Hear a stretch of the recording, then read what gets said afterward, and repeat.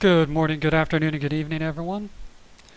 Dracollin here, and I have been watching quite a bit of Twitch lately, and one of my favorite aircraft, the IXEG 733, and I've been flying 737s on flight sims probably since about 1998, and it's come a long way since then. And it's just been kind of interesting to me to see the different ways everyone kind of sets up their aircraft. Now, I'm not an expert by any means, but I have read dozens of manuals and talked to real world pilots. I'm a real world pilot myself. And I kind of wanted to do, even though the IXEG has been around a long time, I wanted to do just like a small little tutorial about the captain's flow and the first officer's flow, considering you have to do both parts. So I wanted to do a quick tutorial on that about each of the flows as far as the first officer, the captain, and then kind of how it intermingles with the normal checklist. So we're going to be doing a flight from San Diego up to Portland. It's going to take about 2.5 hours, so it'll give anybody plenty of time that hops in to come in and ask questions. I'm going to be uploading this to my YouTube channel, Kevin1873. You can always ask questions there as well. I would be happy to answer them. And if I can't find the answer, or if I don't know the answer, I should say, I will find the answer. So give me a few seconds here. I've got a few more programs to start up. And we're going to be flying in the Alaska livery. Since I fly for Delta Airlines, it is an Alaska flight. So I went ahead and uploaded the awesome Alaska livery for the IXEG 733. We are currently parked at a Delta terminal, which is ironic. But, you know, to keep things in the spirit of the flight, I at least wanted to load the livery. So the only bad thing about it is we are at the end of the field. It is a long taxi down to runway 27, if indeed it is runway 27 that we are going to be taking off out of today. Yep, 290 at 10 statute miles, view at 1600, temperature's 21, dew point is 14, altimeter is 29902. So, which is, you know, to be expected. We are pretty much right at sea level, right next to the ocean, and ISA is pretty much 29902 in this area. Marks are Alpha 02, sea level pressure is 132, and temperature and dew point are corresponding with what is showing on the METAR. So, we'll have a 20-degree right quartering headwind on takeoff, which is great, which is what we want. And we'll be taking off and heading up to Portland. So, give me a few seconds here. We're also going to be throwing up Navigraph. I'll load the flight on there so you can watch it. We'll start the first officer's flow is what it'll be. He's the one that typically comes into the cockpit first and starts, you know, pretty much getting everything ready, getting the IRSs aligned, and doing his kind of little flow, and we'll go over all of that. So give me a few seconds here and we will be off.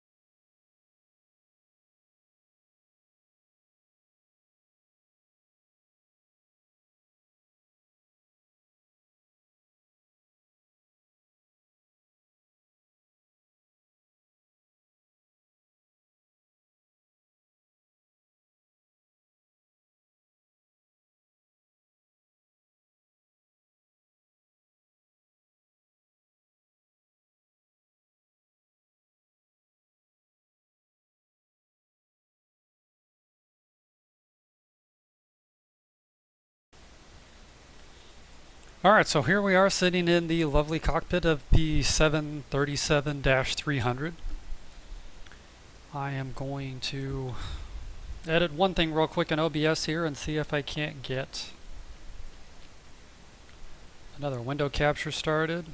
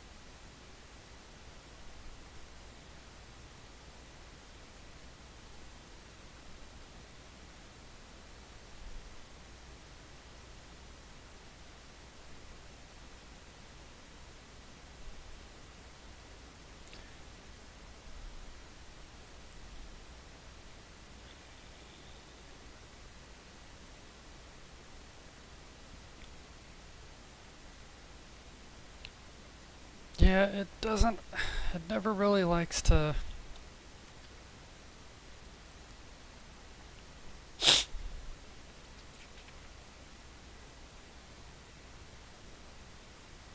Doesn't ever seem to want to do Chrome. I don't know why.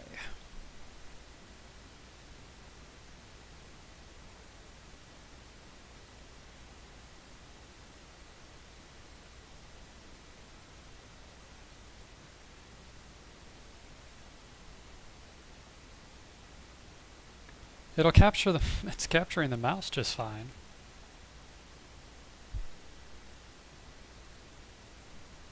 But it doesn't seem to want to capture the window. So let me try one more thing.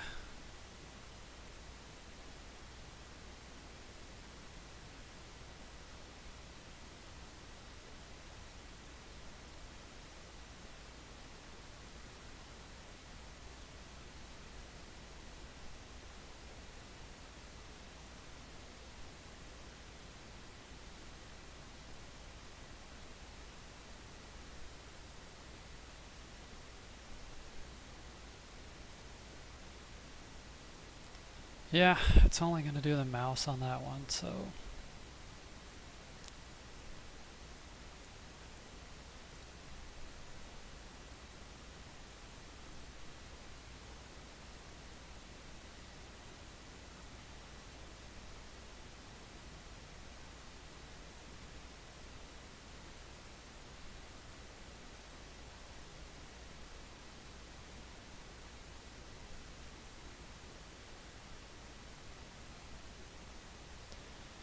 No big deal.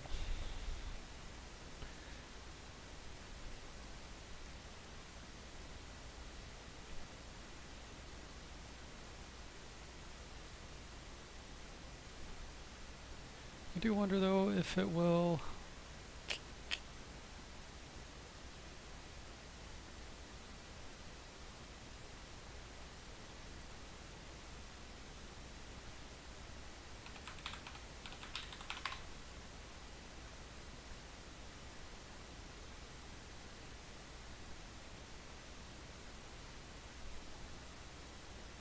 See, it will capture A cars, won't it?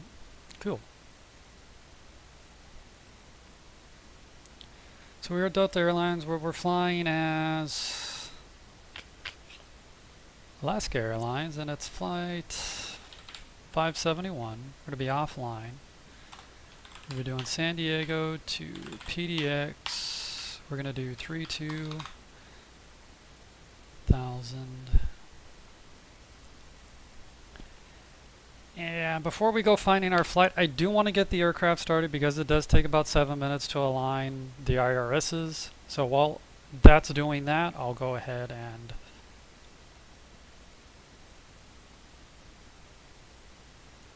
get everything else set up.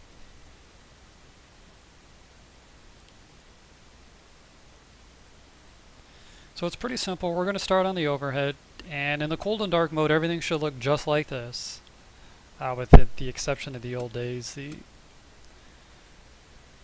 bleeds would be off.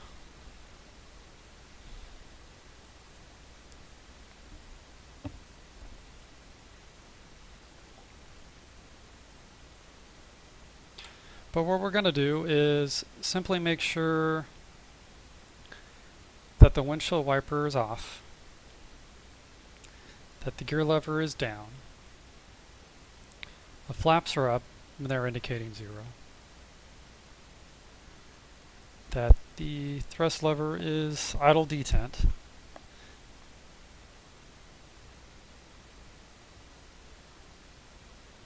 the engine start levers are off, the brake is set. So that should all be standard in the cold and dark. And then we come back up here, we're going to select battery and APU gen. Alright, battery's going to come on, galley's going to come on, emergency lights are going to go off. We're going to check and make sure that there's a load on the AC and DC, which is good. We're going to come down here, master caution is going to go off, and we're going to do our fire test.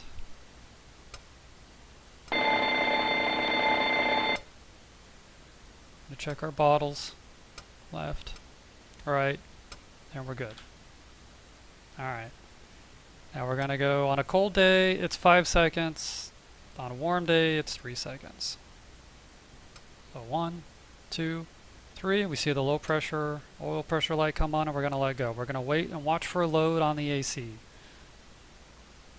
There goes the load, I'm sorry, on the DC. There goes the load, so that means that the engine start sequence has started on the auxiliary power unit.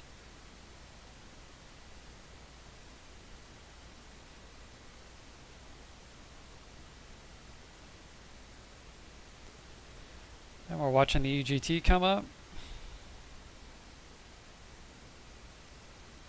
There we go, it's dropping down, and there we go. So we have APU gen available, and we'll just pop up here. As you can see, the DC amps are right where they should be, and we have a positive DC flow. That means the battery's charging, so we're good. So we're going to select APU gen. There we go. And there goes the positive charge. So the DC's charging, and there's a positive charge, and that's good. That's exactly what we want to see. So we're going to come up here. Yaw damper is going to stay on for now, and we're going to throw on the... You can do forward, you could do aft. Either one. We're going to throw on the forward fuel pump, and what that does is it just aids in the fuel flow for the APU, so that way it's not struggling. Keep coming down here, making sure everything is good. Standby power should be guarded. All of these should be guarded. Disconnect switches should be guarded. Galley power is on, so that's good. Seatbelt signs, they can come on so people know that when they come in and sit down. It's a good thing to fasten your seatbelt. You can throw B on, that's fine. Keep coming up here. These will just set on manual. Recirc fan comes on. Number 1 comes on. Isolation valve goes to open. Number 2 can stay off. Bleed 1 stays off. APU bleed comes on, and bleed 2 stays off. Now in the 737, 800s, 900s, you can leave the bleeds on, usually no problem. Every company's a little different. In the old birds, you leave the bleeds off with the APU on, otherwise you're going to damage the bleeds. So make sure these stay off whenever this is on. Alright.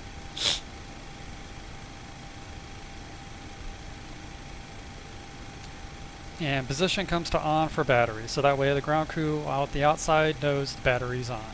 Alright. Master caution comes off. Now, a lot of people will leave the master caution lights on. In the old ones, you want to turn them off. In the new ones, it's fine, but in the old ones, I was told that the bulbs got really, really hot. So whenever this is on, you want to turn it off. So it'll pop on later, you know, to to indicate other master caution warnings. But whenever it pops on, you want to pop it off. It gets the bulbs get really hot. And almost the same reason for the weather radar in the 733. We don't want to radiate the ground crew, but also this box here in particular tends to get really hot until you get everything going and all the air starts flowing and everything, which is why we typically don't turn it on until we start taxi. So for now, weather radar stays off, and the reason why is because we don't want to fry the ground crew, and we don't want the box overheating in the aircraft. Alright, 2, so 3. Now there's only so much you can do in this one. We'll put everything on 1.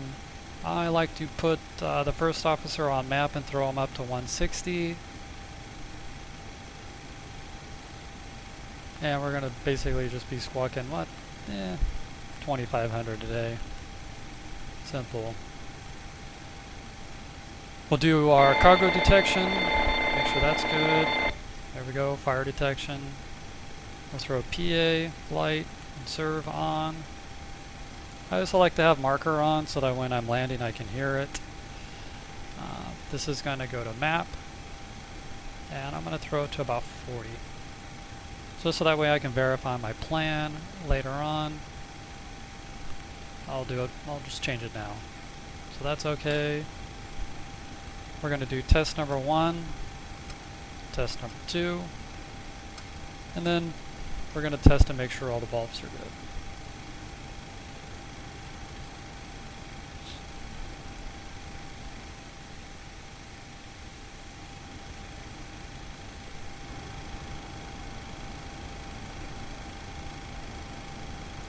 So we're okay. Turn it back to bright, and we're good. Come up top here, check this. Now I don't know why, but since the latest update, my stall warning tests for number 1 and number 2 do not work. Change this to that. And both of our navs, both of the IRSs, go to nav. The on DC light should turn off and the align should turn on, and then we have an indicator of 7 minutes. So this is why I like to do the first officer's flow first and get all of that done and get the IRSs aligned, because then the 7 minutes kind of gives me time to quickly just go on to FlightAware and see what the day's flights are showing as far as standard instrument departures and standard terminal arrivals. And then I'll plug all of that into SimBrief and come back and throw it into the FMC. And usually by the time I'm done, the IRS is aligned, and then I can verify my flight through the plan. So this is basically it for the first officer's flow. This is where he'll usually get up and go out and check on the outside of the aircraft, make sure everything's okay, and wander around.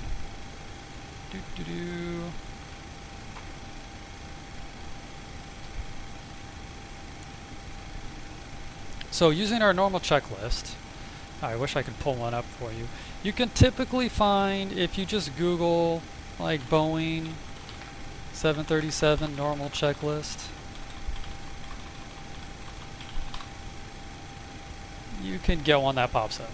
Now, this one is they're basically the same across the board. There's only a few differences between like the 733 and then from above.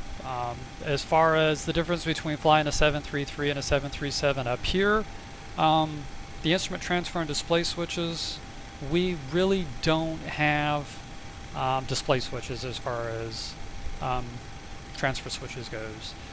We basically just have both of our EFI, our IRS, and our audio. But we just make sure these are all normal. That's it. So audio, EFI, and IRSs are all normal, and that's kind of in lieu of our instrument transfer and display switches. So I don't even know if it's modeled in the 733 like it is in the PMDG. I've never really messed with it. The audio, you can't really do anything with it anyway.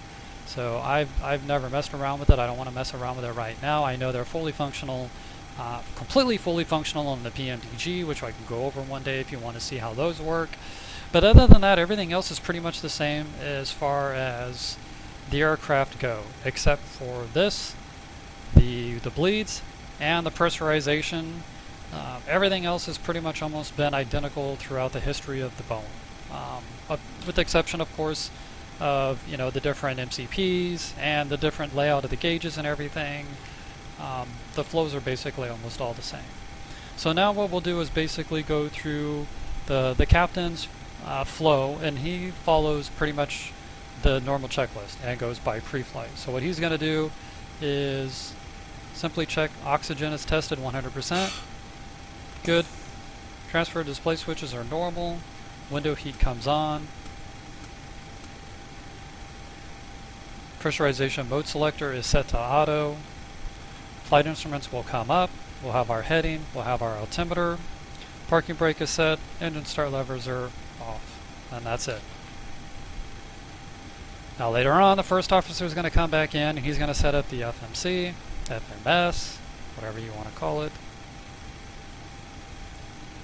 So basically that's what we're going to be doing next. So we'll do FMC, make sure our nav is up to date. We'll go to position initialization, and let me find a quick route. So I'm going to go to FlightAware, throw in San Diego, PDX, and it looks like, the very same flight I'm doing right now is scheduled to take off in a 738 in 1 hour and 17 minutes. And he's flying the Padres 2, EHF, Ducky, Gallo, Timbers 2. So that's exactly what we're going to do.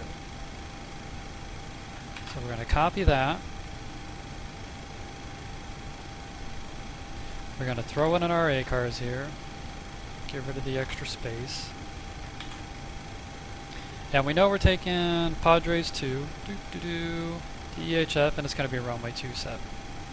Now I don't know what I'm going to be landing, but we at least know that we're taking the Timbers 2. And it's going to be Gallo. Let me see here. Well, one sec. Since we know our flight, we know what we're going to do. Let's throw it in. So it's going to be KSAN, and our SID is going to take us to the EHF. I think that's Shafter, if I'm not mistaken. I live in California, but I don't do a lot of flying per se in Southern California. Mostly in Northern.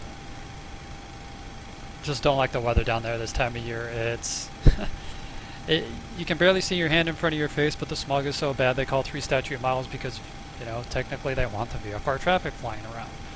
But the haze and the smog is so bad down there, I like to stick north. So standard instrument departure to EHF, which, like I said, I believe is Shafter. And we're going to Ducky, Gallo, and then we'll do star to KPDX. And San Diego to PDX, no errors found, so hit OK. We'll select Alaska Flight 71, and there we go. So we'll do view charts. Yes, kitty. I'm not playing with you right now. We'll do taxi, we'll show the airport. And here we'll pop up. Way down at the other end of the runway. Well, airport, I should say.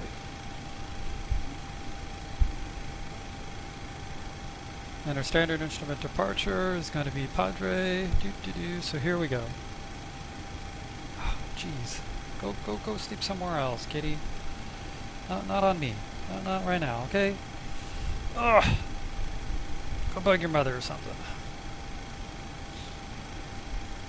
Okay, San Diego International runway 27. Climb heading 275 to 520 feet. Alright, so that's what we're going to do. 520 feet to Winfield. Then on track to 296 to Colonel. Standard. Then on to 296 to Crest Gwen. At or above 8,000, so we'll want to make sure that's in the FMC. Then on track 308 to Padres. Alright. And then up to EHF. Shafter. Yeah, so it was Shafter. Alright. So we'll just want to double check that whenever we load in our flight plan. We'll want to verify that with the FMC. We're going to go back. We're going to view charts.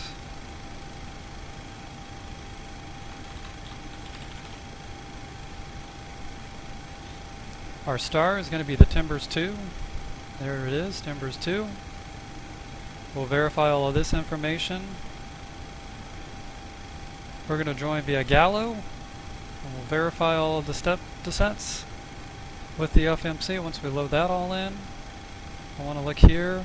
The winds are currently 300 at 7. So, who doesn't want to land along the water? I do. So let's plan for 2A right. So we'll do approach. We'll do an ILS for the 28 right. We'll load in our airfield. And we'll get that all set up.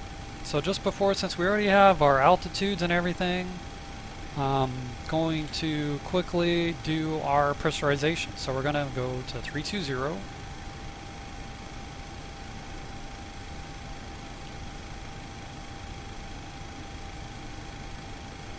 Our landing altitude is going to be 31 feet. We'll put it right at 30. The elevation here is probably like what, right at 17 feet. And you want to do minus 200. So I'm going the wrong way already.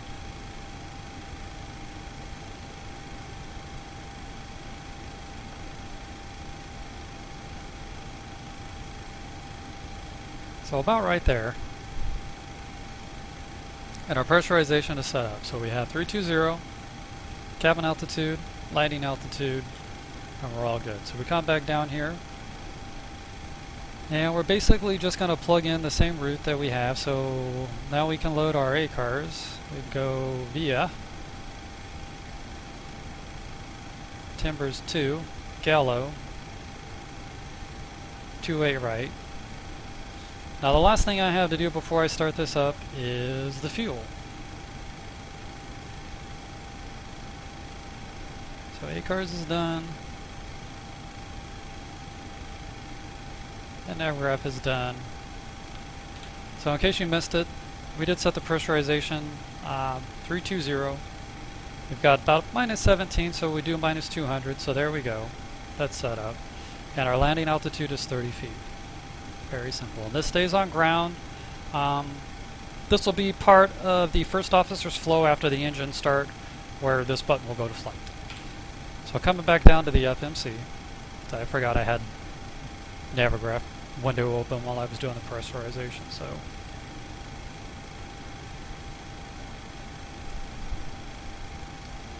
So our reference airport is going to be KSAN.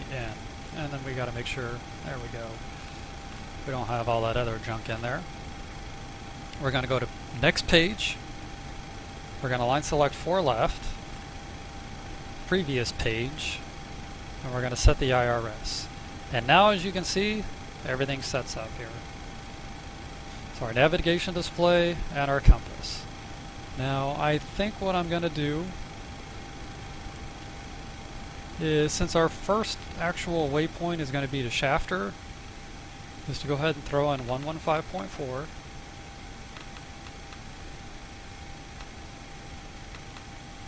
It's already set there. And that'll set us up for Shafter.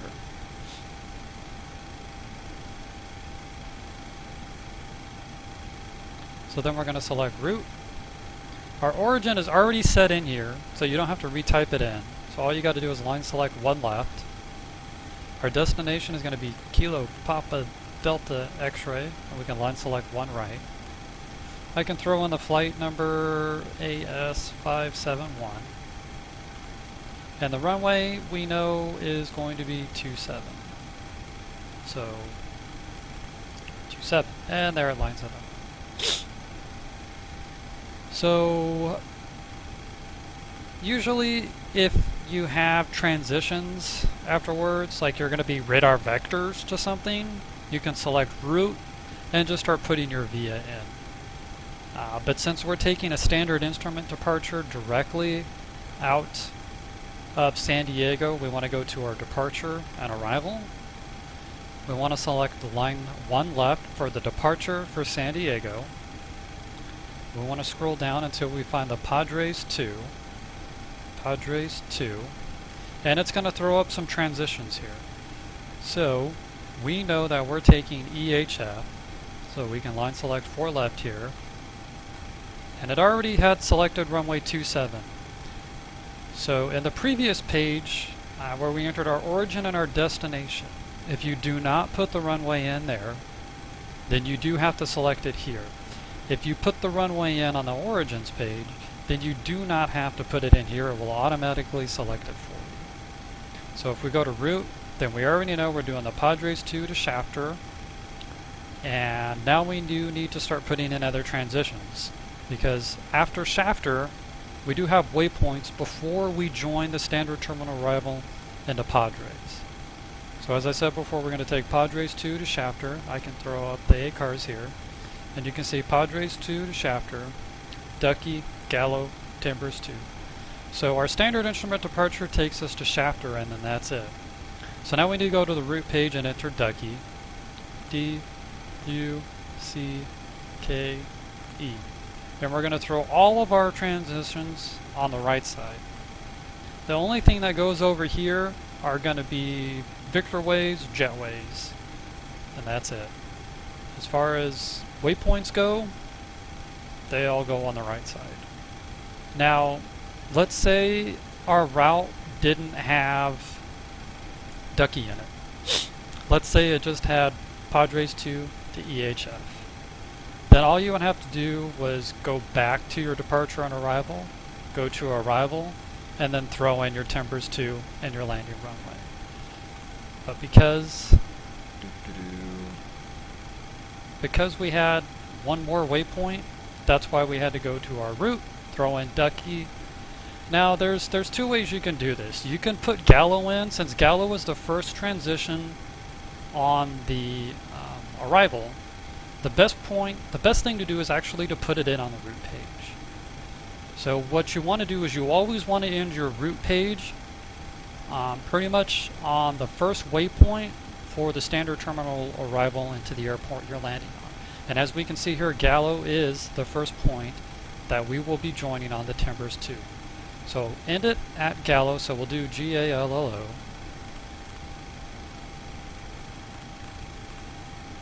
We'll put it in here. Then we're going to go to our departure and arrival page. We'll go to arrival. We'll do Timbers 2. We already do in Gallo. You can select it again, that's fine. The only difference is, like if you're flying on the Airbus and you do this, you're going to have the waypoint in there twice. If you're flying the Majestic Dash 8 Q400 and you do this, you're going to have the waypoint in there twice.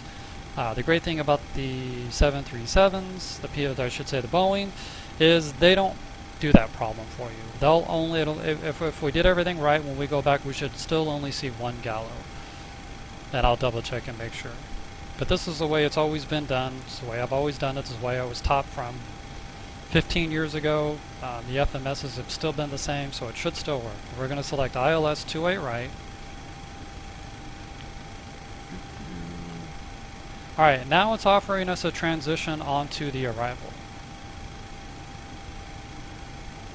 So let's take a look at the arrival for 28 left. Now we know we're going to be coming in from the south. So they do have Maver on here, and I'm quite tempted to select it, which I think I will anyway. So we know that's the way we're coming in. We're not going to select Battleground because we're not coming in from that direction. So I will go ahead and choose Maver. And we'll see what that lines up for us whenever we're verifying our route. Oop, did I select Maver or Reedy?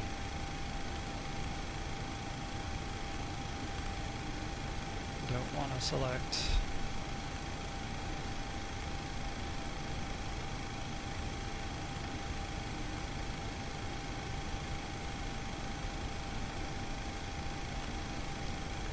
I did accidentally select Reedy. Let's make sure you select the right one here. Alright, and I'm talking to myself. So there we go. We have the Timbers 2, Gallo, ILS 2A left, Maver. Very simple. We'll go to our legs page. And now we're going to just verify our altitudes with what we saw on the standard instrument departure.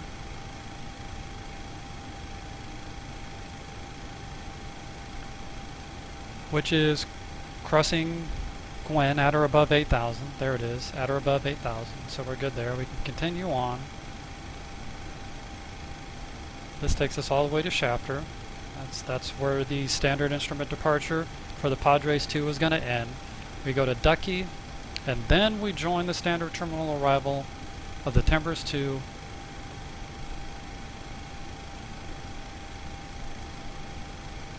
into Portland.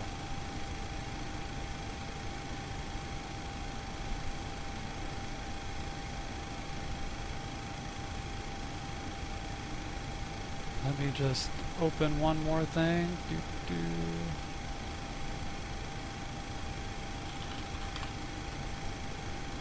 As I just want to verify.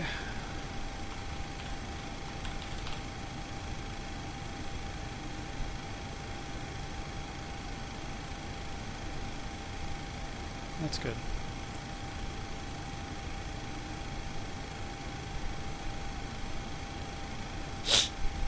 Excuse the allergies.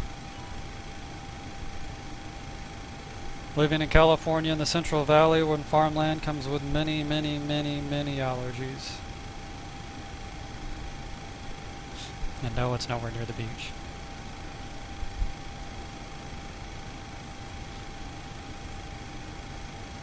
Okay, so we're joining Gallo. Gallo's going to go to Renna. Renna's going to go to Moxie, and we need to be at Moxie at or above flight level 240. Now, unfortunately, and the IXEG 733, if you're flying at, let's say, 32,000 feet, you're already above flight level 240. So the FMS doesn't really know to start descending you to get you like at maybe 250. So what will happen is, let's say you need to cross Moxie at or above flight level 240, but they want you at Portal at flight level 200. Now there's no way you're going to be able to get from 32,000 feet. Well, you might be able to. It's 26 nautical miles. So, but let's say it was shorter. Let's say these 2 points were only like 7 to 10 nautical miles apart from each other. Unfortunately, the IXEG is not going to know that it needs to start descending to reach Portal at flight level 200 until after you've crossed Moxie. So what I like to do is I like to change this. Now, I never had a problem in the PMDG. The PMDG would descend just fine. For some reason, the IXEG doesn't know, and that's one of its many flaws, unfortunately. Just want to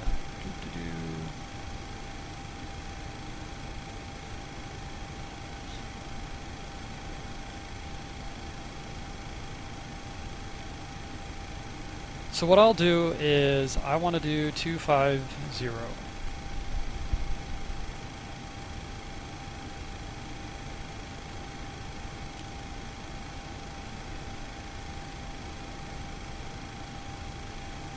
And we're still far enough away that I can still be at 250 over Portland. Because because for Portland we can be anywhere between we'll see, the IXCG has it wrong in here. So according to the Timbers 2 arrival, we need to be somewhere between 11,000 and 240, below 240 and 270 knots.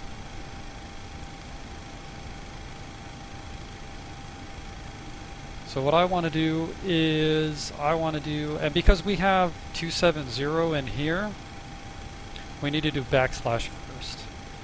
So that way the FMC knows that the information that we're entering is going to go after the speed. So I'm going to do 250. And there it goes. But actually I want to change it to 11. My bad. 11,000. And we probably won't get that low, but just in case, we need to be above 11,000. Third time's a charm. I'm going to do 12,000. So the thing about this aircraft is it does not slow down. it is a beast of a beast of a beast to slow down, unfortunately. In my opinion, the speed brakes don't go up high enough to create enough drag in order to slow it down. That may be due to an aerodynamic reason. It may be due to the fact that at such speeds, at that angle, it may rip the spoilers off, or the speed brakes. I don't know, but and I've never been in an actual 733, so I've never seen what it actually looks like when the speed brakes are fully deployed. But on here, it barely looks like anything. I mean, you'd probably get more drag, parasite drag, if you were able to open the gear doors without dropping the gear, unfortunately. So this aircraft is very tough to slow down.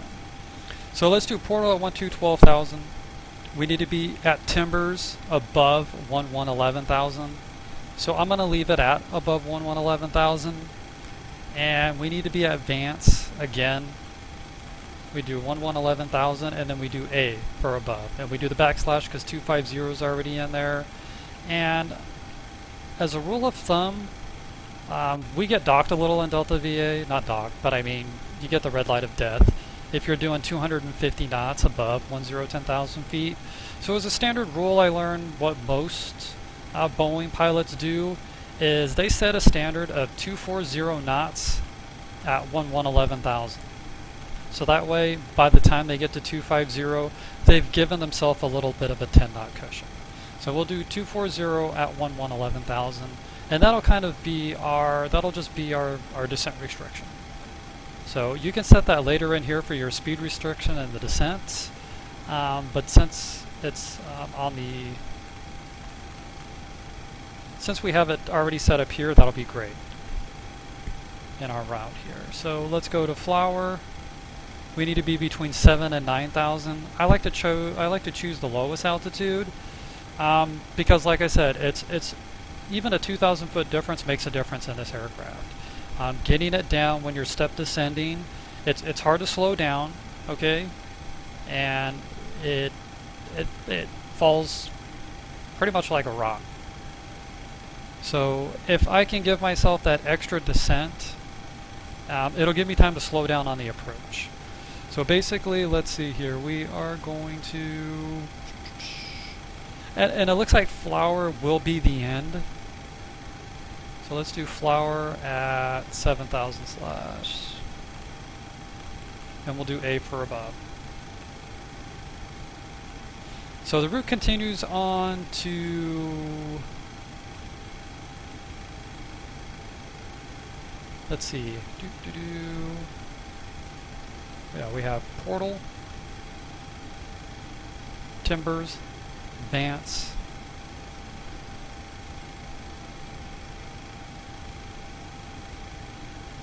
and then see after Vance, there's Maver. So we don't really want to actually even go all the way to flower. We want to start deleting these because remember, Maver is going to be our initial waypoint for the ILS on 28 left. So this is actually where we start deleting waypoints. So we delete flower. We're going to delete Woodmer. I'm going to change the distance to show a little bit further out.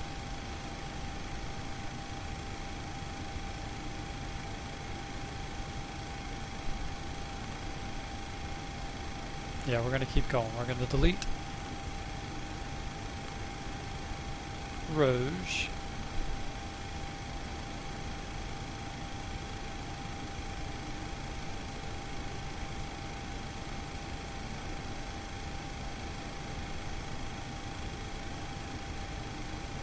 Then I'm going to check Maver. Focus. Yep. So we're good.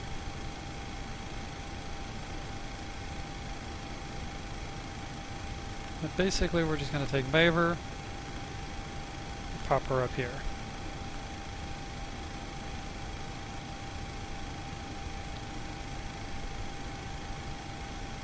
So we don't really have an altitude to be at above Maver, but look at the distance here. See, we've only got 9 nautical miles to Maver, and then another 17 miles to get to Kukis.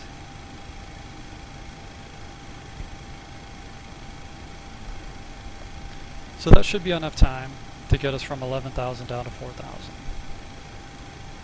But just in case it's not, what's the MSA? The MSA is 6,000. So I'm going to do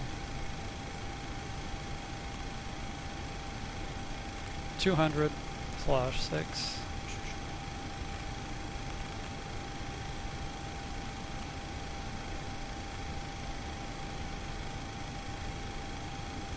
And actually we'll do 6,000 A, just in case. So just remember, we're still in the step, I'm still in the step mode here on the navigation display. So just keep that in mind. Runway 28, so that's it. That should be everything. Alright, so we'll do a quick step here, making sure everything is good.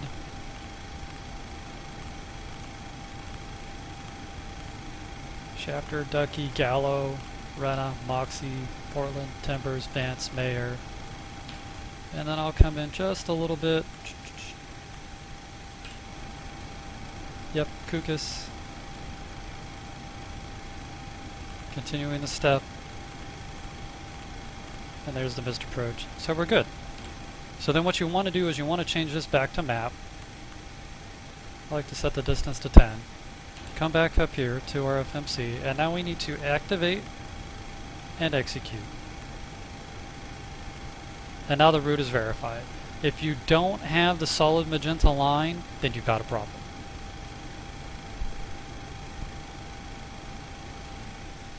Come up here, and I want to do flight director on. Flight director on. We know that we need to be heading 275 after departure. So we're going to do 275. Should have gone the other way.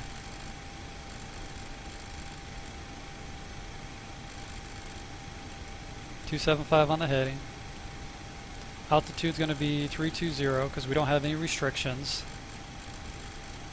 And we're not flying on line, so they haven't told us to too far. And same thing here, 275.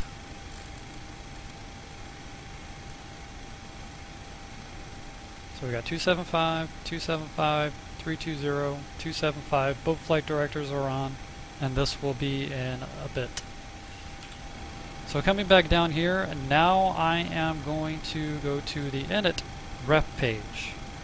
This is where we're going to enter our fuel, our zero fuel weight, our reserves, our cost index, our cruise altitude, the cruise wind, and so on and so forth. But I need to go to SimBrief and get that information really quick. So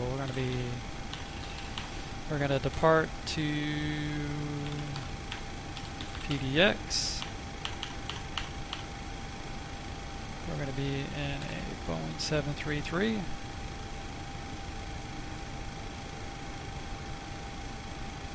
Fuel is in pounds, 2728 right for landing. Altitude is 32. And let's go ahead and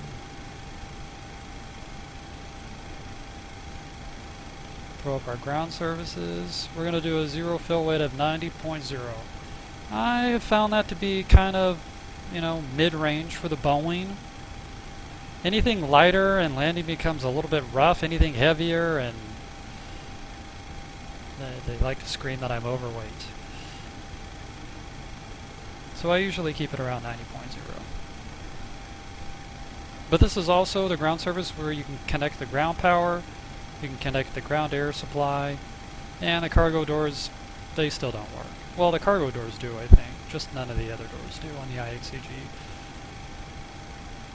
So passengers are auto, zero fill weight is 90.0.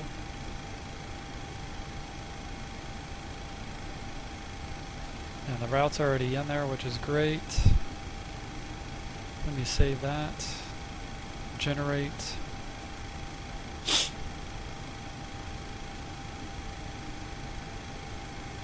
And this is going to give us our information.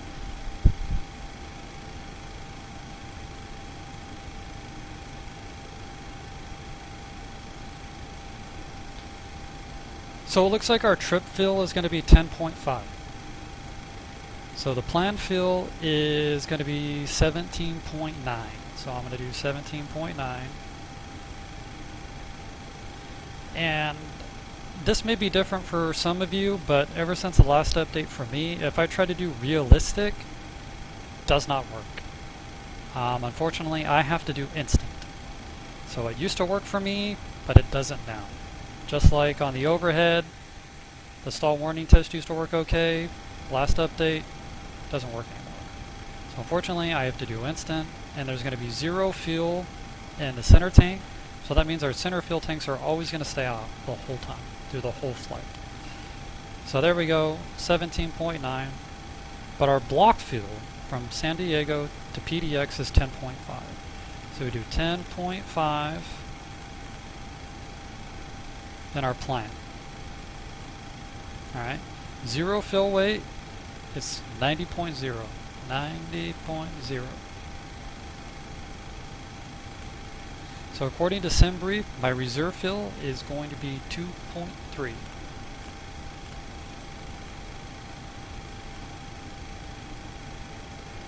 Alright, my cost index is going to be 5.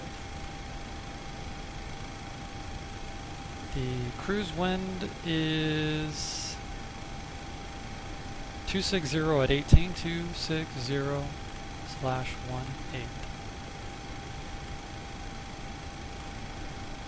And we're doing 32,000 feet. Alright, our international standard atmosphere is going to be +6, so you just tap it twice for the plus. 6. And line select 3 right. Transition altitude is 18,000. Sometimes this will say 5,000. I don't know why, and I'll have to change it.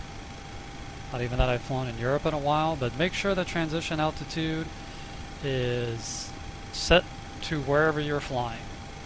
It's 18,000 in the United States, 4,000 if you're flying in Europe. I think it's 5,000 in some other places. I could be wrong. But just make sure your transition altitude is correct. And then the last thing you want to do is execute. So now we've executed, it's been verified on the navigation display. In one limit, select our outside air temperature.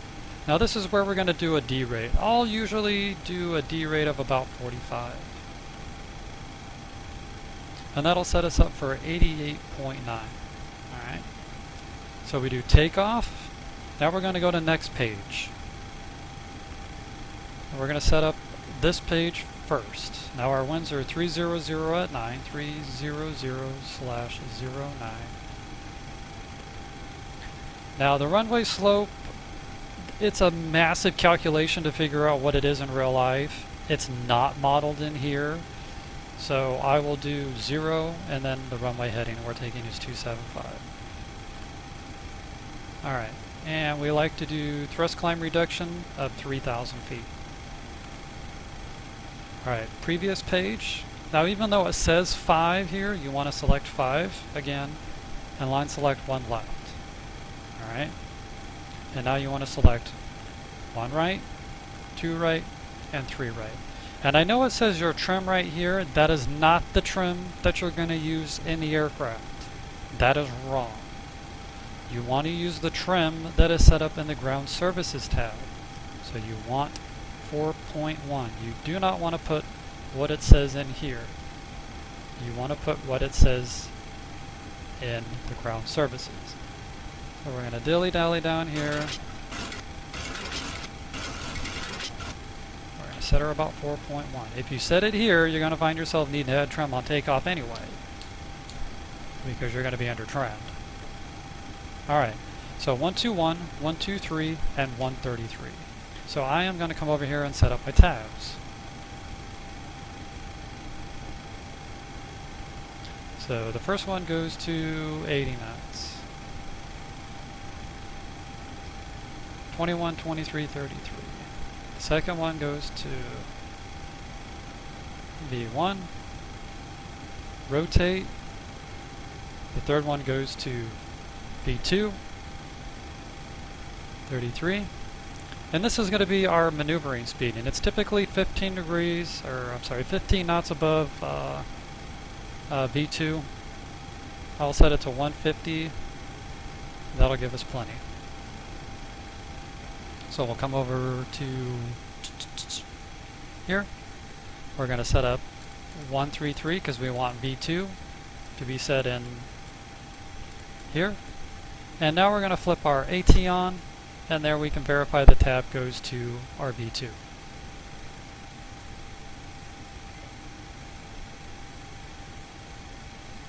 So now we're basically done. We've got the first officer's flow done. We have the captain's flow done as far as the pre-flight and the normal checklist goes. Alright, the MCP is set up. The FMC is set up. And we can go to FMC and go to legs here, set him up. So now we're pretty much ready for the before start phase.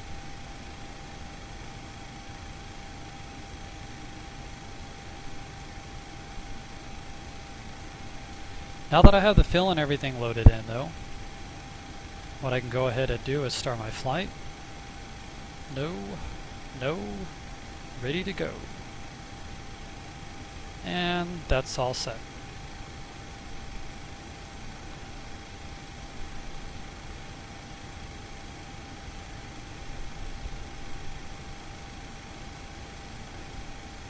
So ACARS is set up. We got all the information that we need from SimBrief for now. We have our Navigraph chart set up, and we can see where we are.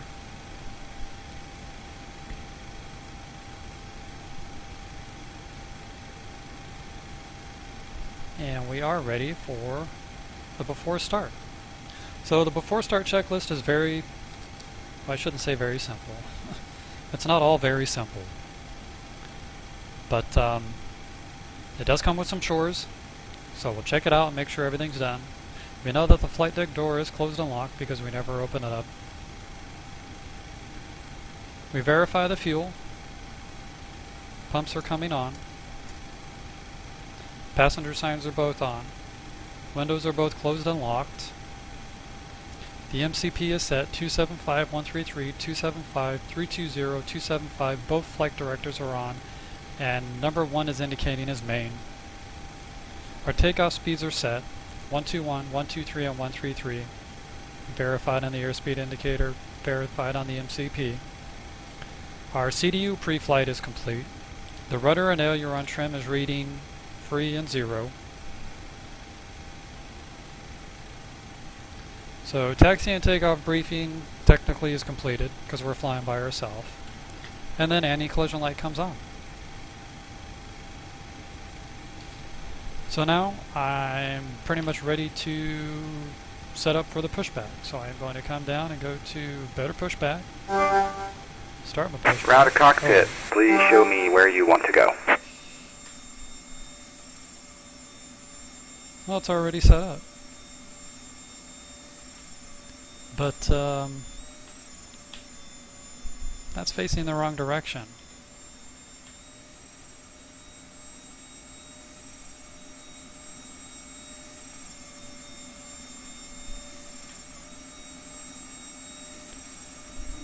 Alright, you're thinking.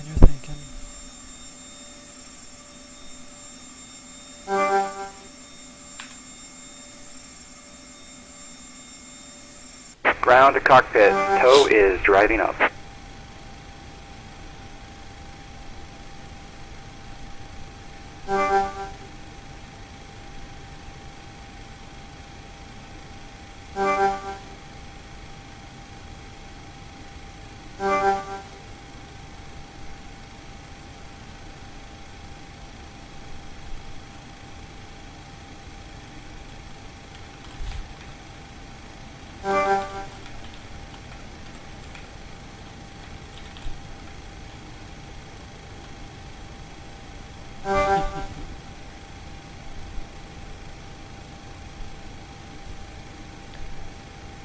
Alright, so the tow's coming up. He's going to attach himself. Okay, all doors and hatches are closed, ready to connect.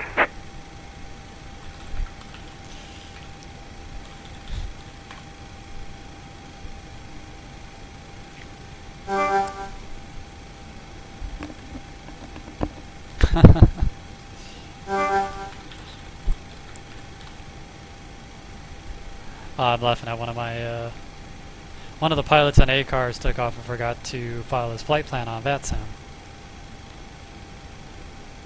But,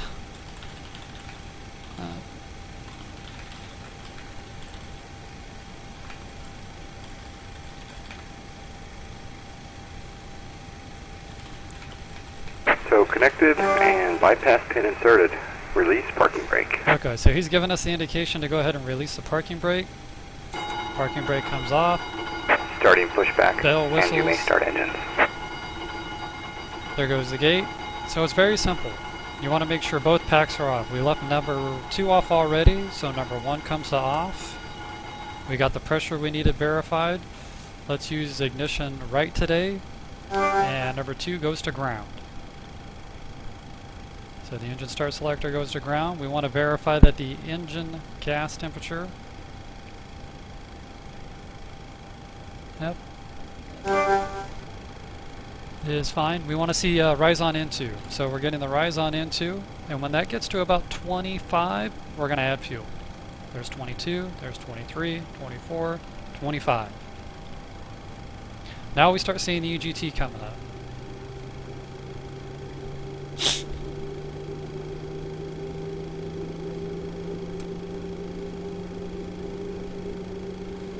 So we see the EGT rise. We want to see it peak at about 600 and come down. So if it keeps going through 600, 650, 700, you probably got a hot start and you want to shut down. So there it goes. Engine gas temperature's coming down. N2's level. N1's looking good, right around 21%. So we got a good start on number 2. So we can go ahead and the engine start selector for number 2 has come off and number 1 goes to ground. We're going to watch the N2 again. Make sure it's coming up. That's looking good. Now for number 1, you can usually initiate fill anywhere between 19 and 24. So there's 21, so we can go ahead and start adding fuel. And we're doing the same thing. While we're monitoring number 2, we're watching the oil pressure, oil temperature, the quantity is good, and the engine vibration. Making sure everything is in the green. So we're going through 500 on N1, or I'm sorry, on N2 for number 1.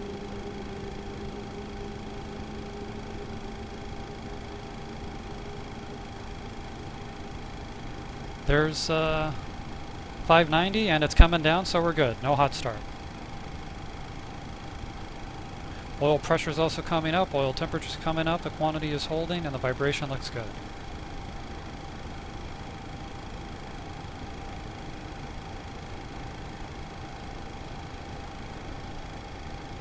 Now this is going to be the first officer's flow after the engine start.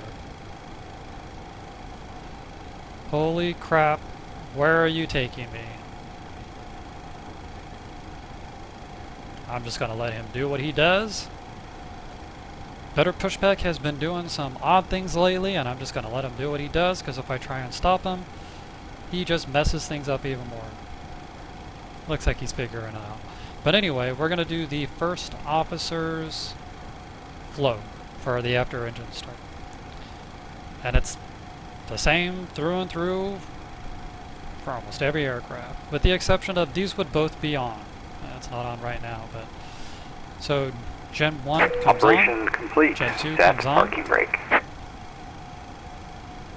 Goes to TR1. Gen 2. Probe comes on.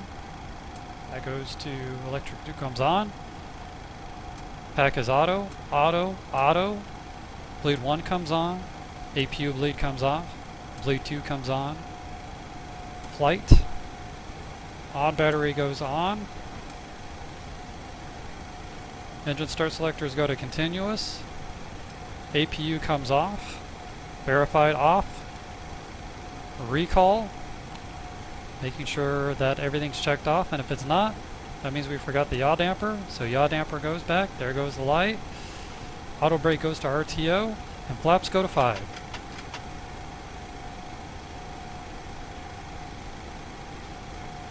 Now that was my bad, I missed the flight on the yaw damper. The yaw damper would typically be done during the before start. So that would come on, then the fuel selector would come on. So just double checking, verifying.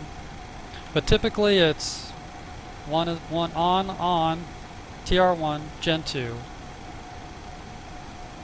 Pitot-static heat comes on, electric 2 comes on, auto, on, off, on, flight, position battery goes to on, continuous, APU is off, recall's checked, auto brakes RTO, and flaps 5. Or 10, depending what you need for takeoff. Where am I? Here I am. And it looks like he figured it out. Alright, thank goodness. So let's go ahead and set the parking brake for him. He is going Disconnecting to tow. disconnect. Stand by.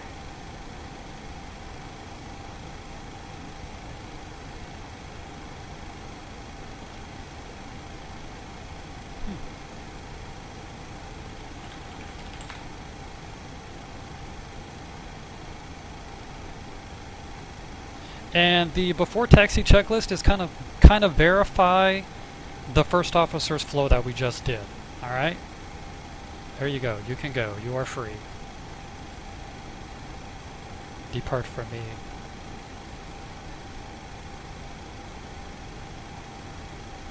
He's going to say something and I don't want him to interrupt me, so hurry up.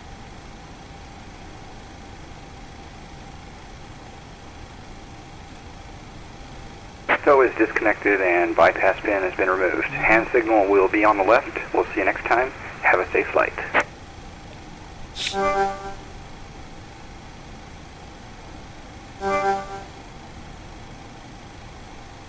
So here we go. Now, the first officer is going to flow, he's going to pull out the normal checklist, and he's going to read off the before taxi, and then the captain's going to verify, alright? So, generators, both are on. Probe heat, on. Anti-ice, off. Isolation valves are all auto. Engine start switches are continuous. Recall was checked. Auto brake is RTO. Engine start levers are idle detent. The flight controls are checked. And the ground equipment is clear. And that's pretty much it. We're going to check everything real quick. Left up, right down, right up, left down, pull back, pull forward, checking the rudders, and all is good. So the lights are set where we want them to, except we're getting ready to taxi, so we're going to do taxi on. Let it think. Or watch it crash.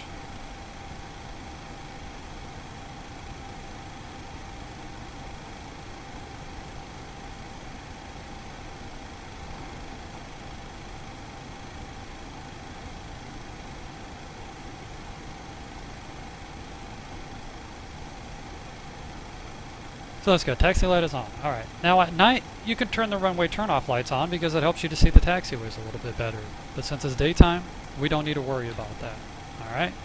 So typically this is where you would get your taxi clearance. We're basically just going to take Bravo pretty much all the way down to Bravo 1, which will take us off to 27. We've got a switch in views here. Apparently this thing is not very happy with doing that.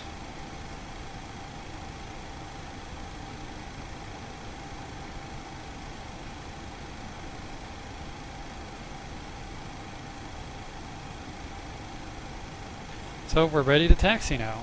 So basically, parking brake off, and away we go.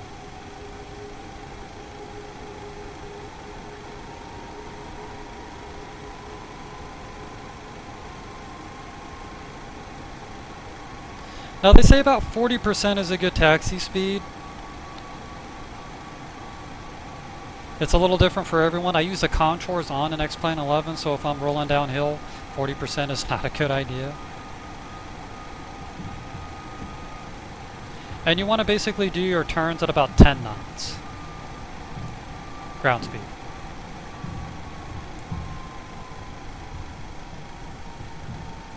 So we're a little fast, but the flight's going a little slow because we did a lot of talking.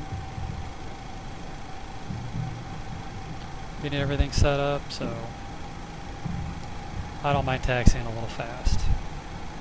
You can keep it anywhere between 20 to 25 knots on VATSIM. They usually yell at you if you go anything past 20, but 20 to 25 knots is typically okay.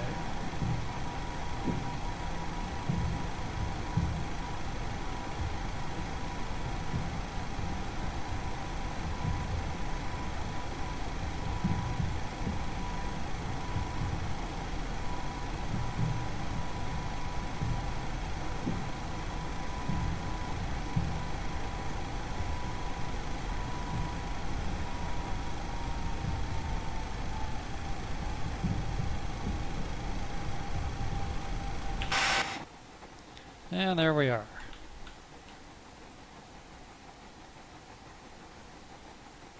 Altimeter's changed to 29901. So we'll change 29901. 29901. So we've got everything in the airspeed indicator set up, our V1, our V2, our rotate, and our maneuvering speed. We know that we need to climb at least to 520 feet before we make the turn to head to Winfield.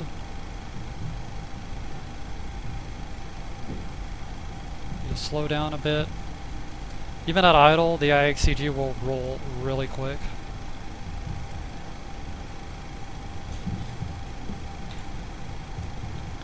Everything in the navigation display is set up. We've got our altimeter set up. Secondary EDIs and caged. Everything's still looking good. Oil pressure, oil temperature, the quantity is good, vibration's good. Flaps 5 and indicating flaps 5. And that's where we're going to check before takeoff, pretty much. Flaps 5 green light, and stabilizer trim 4.1 units. So that's good.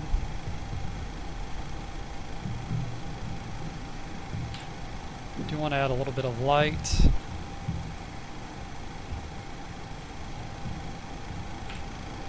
I'm going to turn this one off and this one up. Alright, so there's no traffic. I don't have to worry about any traffic. I don't fly with other traffic on X-Plane 11. So basically landing lights come on. Runway turn on lights come on, taxi lights come off, strobe light comes on. So we have lights, we have camera, and then we'll get our action going. Approaching still at idle. 27. Anyway, just to verify, arrival's clear. Landing runway's clear.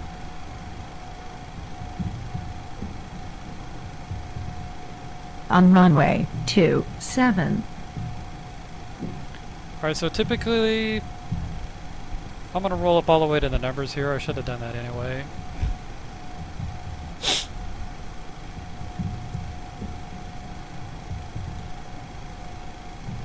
Most of the time you're never going to do this because it's a simulation and you're in the simulation world. That doesn't really matter. But in the real world, what we'll typically do, what they will do is, and let me get up here and get stopped.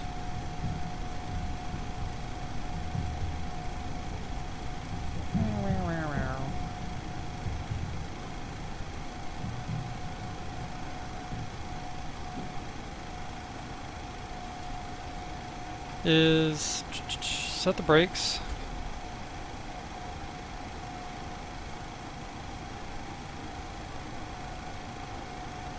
and engines will come up to 40%.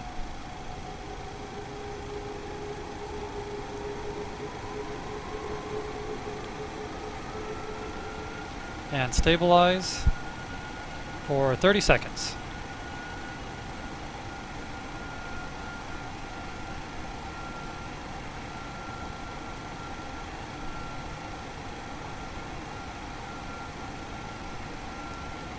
So I'll watch the clock here. And this is just to kind of warm the engines up. First flight of the day, especially when it's cold.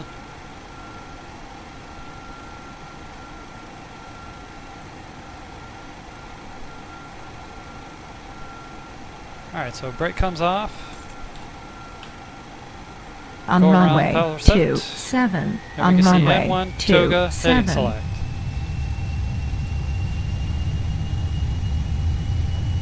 And away we go. Bouncy runway. 80 knots.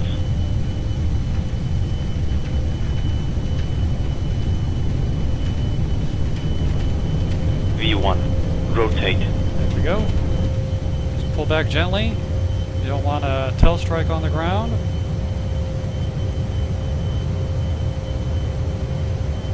Positive rate. Gear up. There's gear up. We're pulling back, pulling back, pulling back. Follow the flight director. There's 520 feet. So we'll start our turn toward Winfield.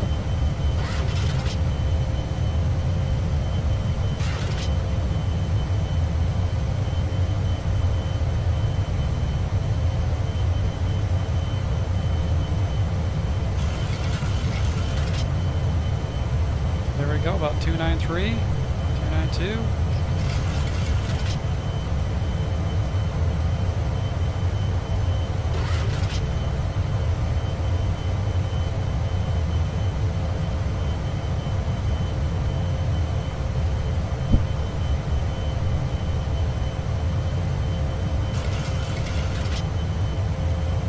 There's the sun shining in.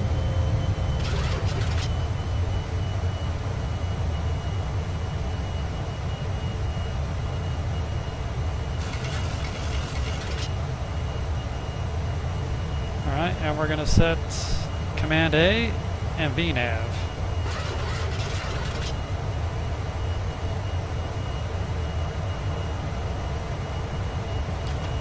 On the flaps, up one notch. Flaps one. And flaps up.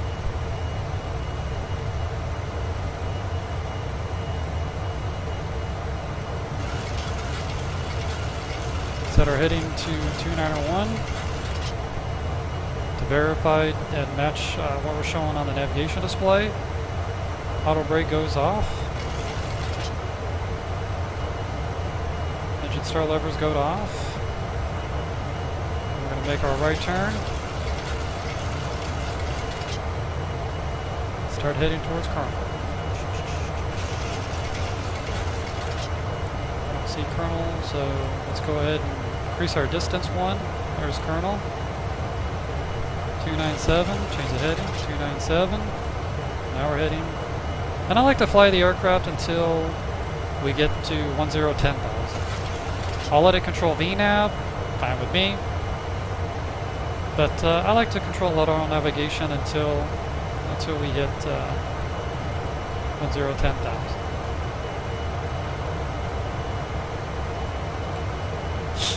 I want to do 240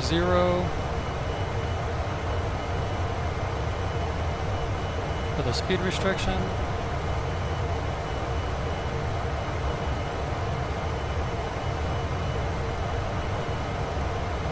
Just to make sure we stay under the 250, under 1010,000.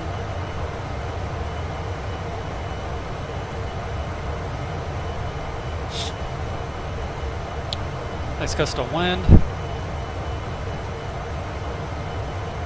Nothing like a crosswind to throw you off track. Change our heading bug.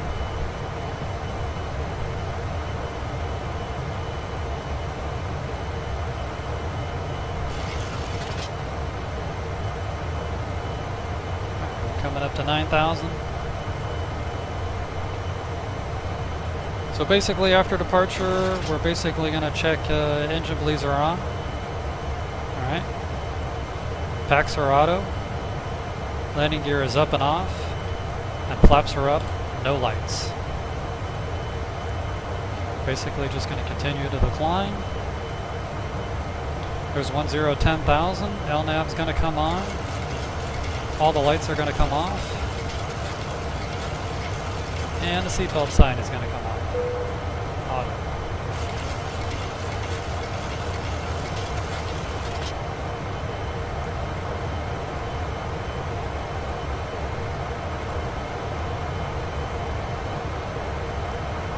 So now that we passed 10,000, as you saw, the plane would start leveling off. So that way we can start reaching our climb speed.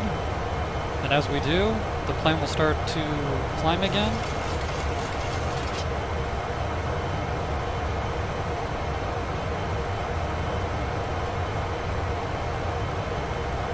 And we're basically just going to monitor everything. Oil pressure, oil temperature, quantity, vibration. We're going to monitor the flight, make sure it's in the right, everything's heading in the right direction. The lateral navigation and the vertical navigation are working correctly. And we just change our heading bug every so often. And we're basically going to do this until we get to our next tour, which isn't until flight level 180.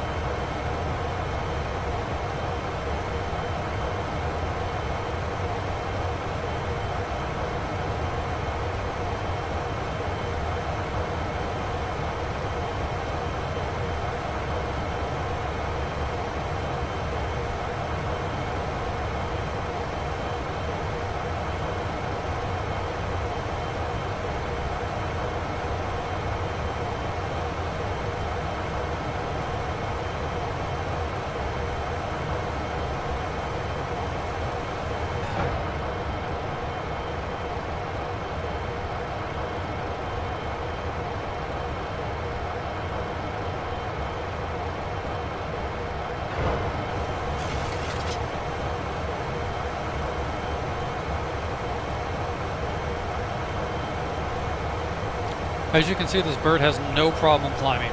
I mean, we're at 17,000 feet, climbing 3,000 feet per minute. We just picked up Shafter, 162 nautical miles. To the, what is it, to the northwest of us?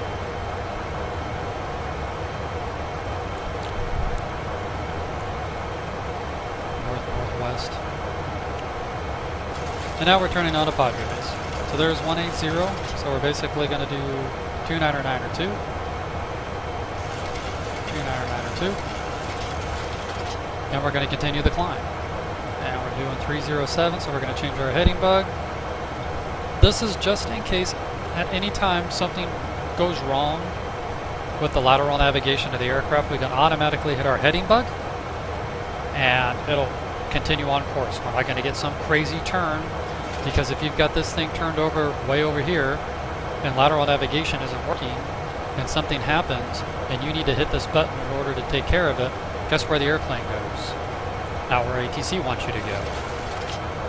So you want to keep your heading bug set matched up with the heading on your navigation display. So 307, it's hover between 307 and 308. And we're just going to keep watching and monitoring, Pre-flight, turn the sound down a bit, so we don't have such a loud background noise.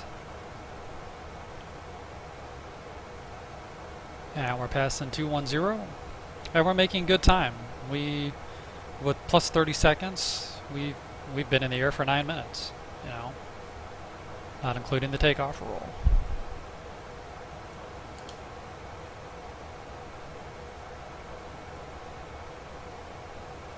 So I mean, you can see in less than 10 minutes, we've gotten well up to 22,000 feet. So it's just a fun aircraft to fly. Very fun, very, very forgiving. There's a lot of things I do miss, you know, flying the PMDG. I love flying that aircraft. Having FS to crew is great. Having the heads-up display is even better. I fell in love with flying the PMDG with the heads-up display. It's one of my favorite things about it. Granted, they didn't have the heads-up display back in 733 days. But nonetheless, this aircraft is a ton of fun to fly.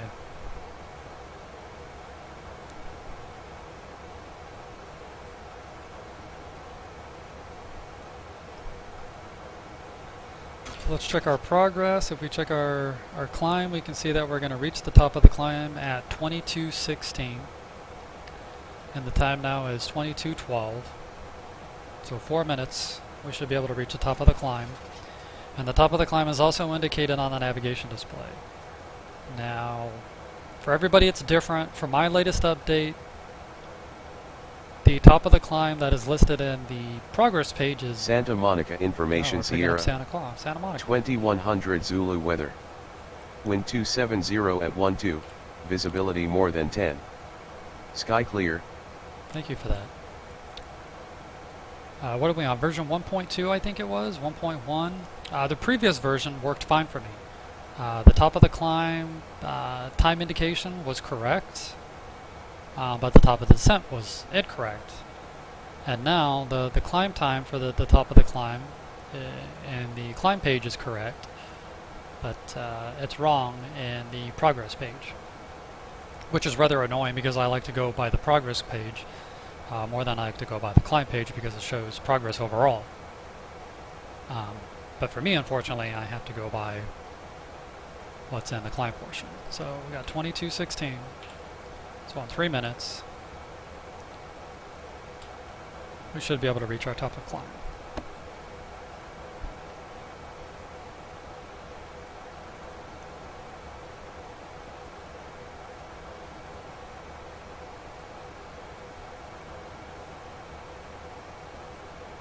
And it will start slowing down a bit once you get above flight level 250.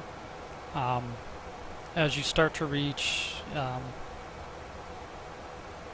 what is known as coffin corner, where flying the aircraft any faster can create undue stress, and flying any slower can pretty much stall the aircraft. So I usually keep it anywhere between flight level 320 and flight level 340 for the 733. That usually it's sweet spot. If I'm flying east, I'll do 330, maybe 340.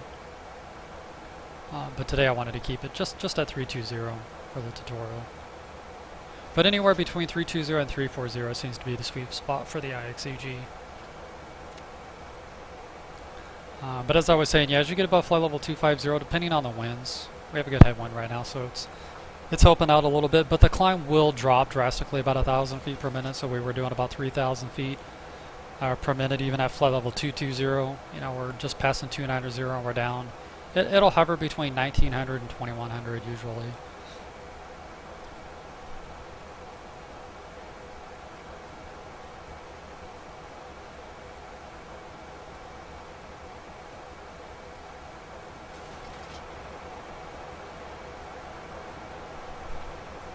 But other than that, everything is basically set up. The overhead is set up on both ends. Radios are set up.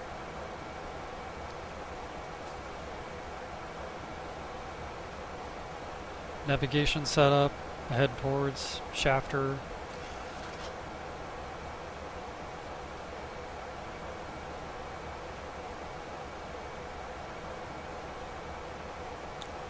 TCAS is set up. MCP still good, and now we're turning, and it looks like we're heading towards Chicken.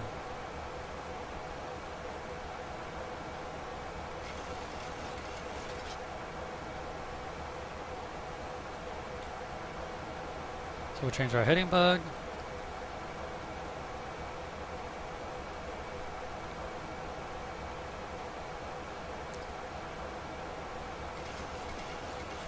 And we're less than 300 feet.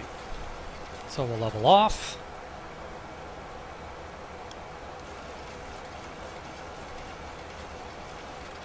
Everything's still good. We're showing FMC speed, VNAV path, LNAV path, and Command A.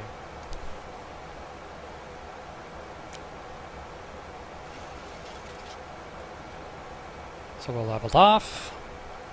We'll let the VNAV do its thing. We'll let the auto throttle set the speed. And we're 115 from Shafter. So now we go to the cruise page. We're going to be cruising at Mach 0.74.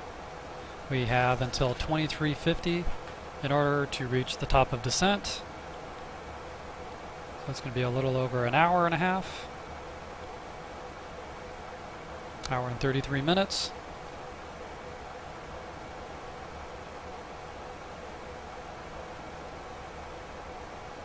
If we check our progress page,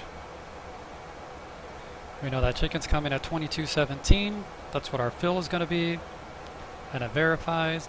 Well, there went 2217, and it is 2217. So in order to riddle, it's going to be 2220, showing 2220 and 2217. So currently, it'll be 3 minutes until we reach riddle. If you want to follow on the progress page, it's pretty simple. But that's all you do. We're just basically doing fill time and distance at cruise. And we will go ahead and, if need be, we'll start setting up and verifying everything for the approach plate and going over the approach. Before that, we'll go over the standard terminal arrival for the Timbers 2 into Portland, verifying our altitudes on the standard terminal arrival match the altitudes that we set up during the MCDU setup during pre-flight.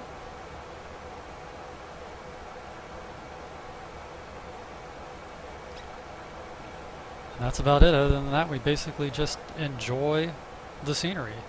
Not much to do on cruise.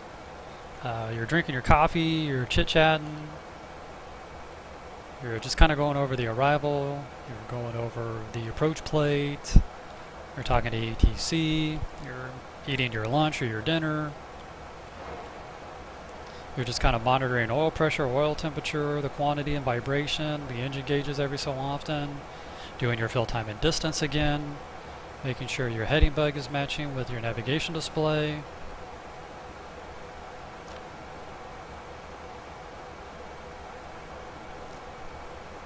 So as far as the cruise part goes, it's actually pretty boring. It's just when you sit and chat and talk.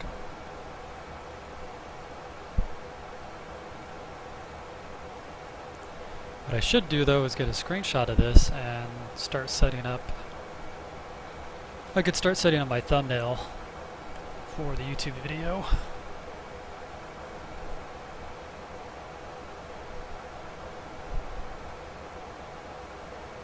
Which is what I will probably do.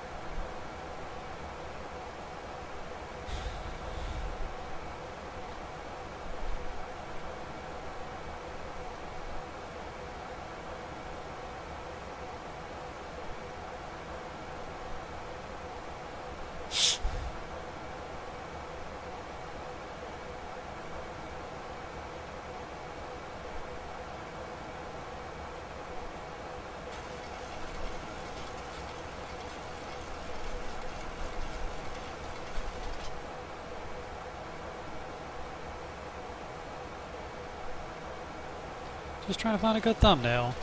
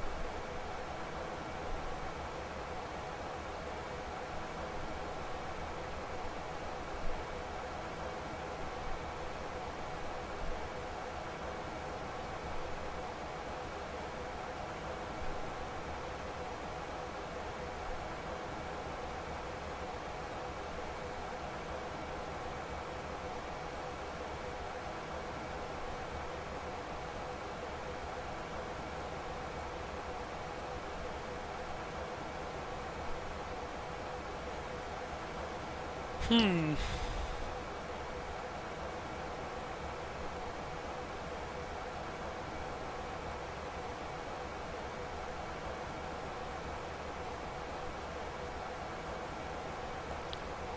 Not having very much luck.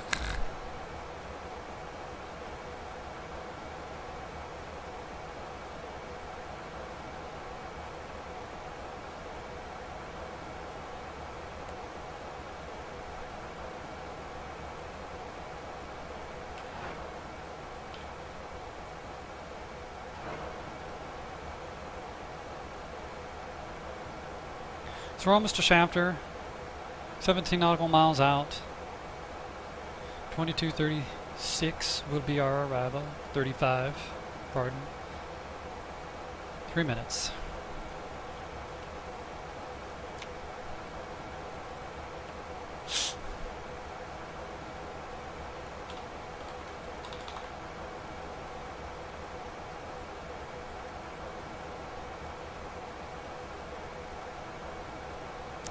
Now, there's plenty of cockpit videos, but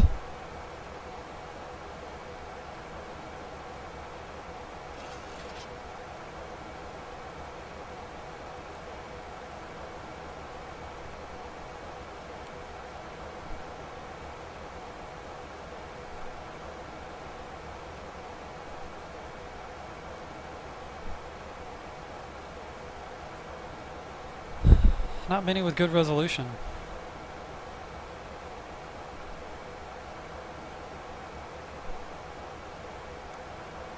Most of the images are too small, too dark.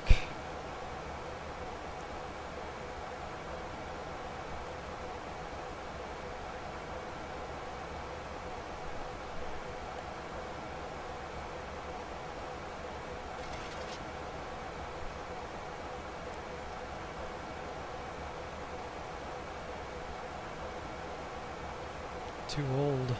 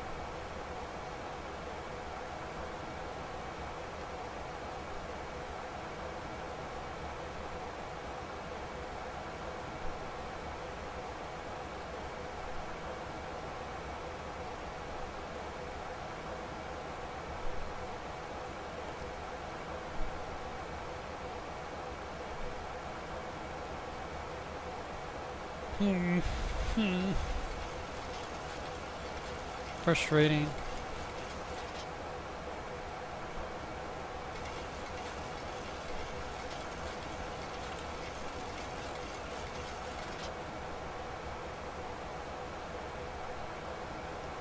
What if I just try and do something like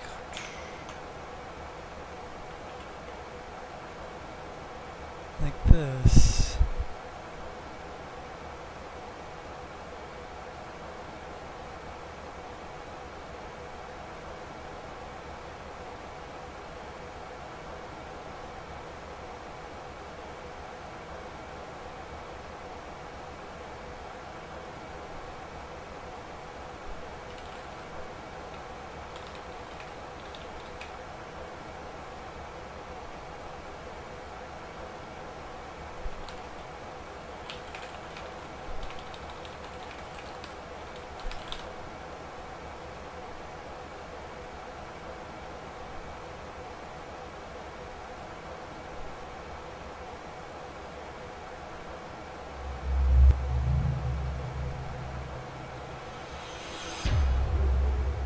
Welcome to this Photoshop tutorial brought to you by tutvid.com. We're going to talk about the fit image command in Photoshop, which it's not a way to get your photos more in shape.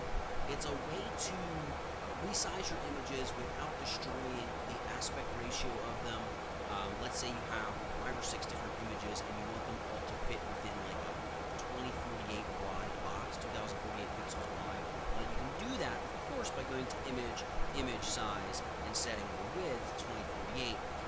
But kind of a nice fast way to do this, and you can plug it within an action again. It's here under the automate menu. File automate is the fit image command. And again,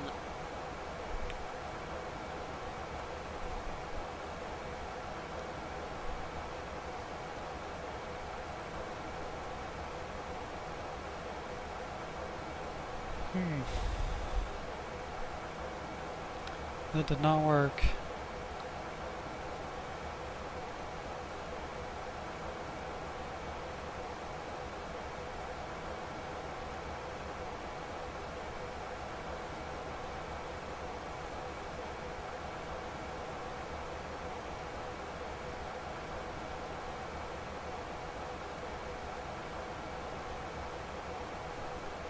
like I just showed you, it doesn't really make sense to do it in terms of using image size, it doesn't really make sense to use fit image just on one image like this. You can just go image size, and change the image size and the resolution.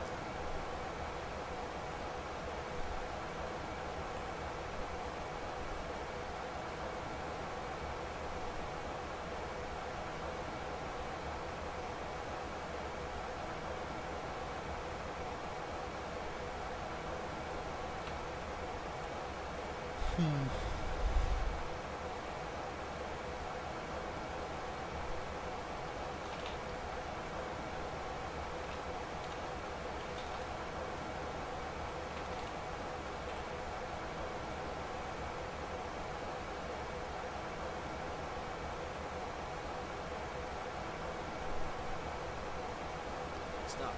But if you're applying this to a batch of images, or placing this command within an action, fit image can be a really great and helpful way to do this. So let's do that. Let's put it within an action. We're going to go window actions, and under mode change, or not mode change, I'm sorry, under touch with color grade, I'm just going to throw another action here. I'm going to call this one fit image. Great. I think let's stop it. Just go flag there, and choose insert menu item, and then go file, automate, fit image. And hit OK. Image, I can choose, we're going to constrain the image within 2048 wide or 2048 tall. So no matter what size your image, it's always going to fit.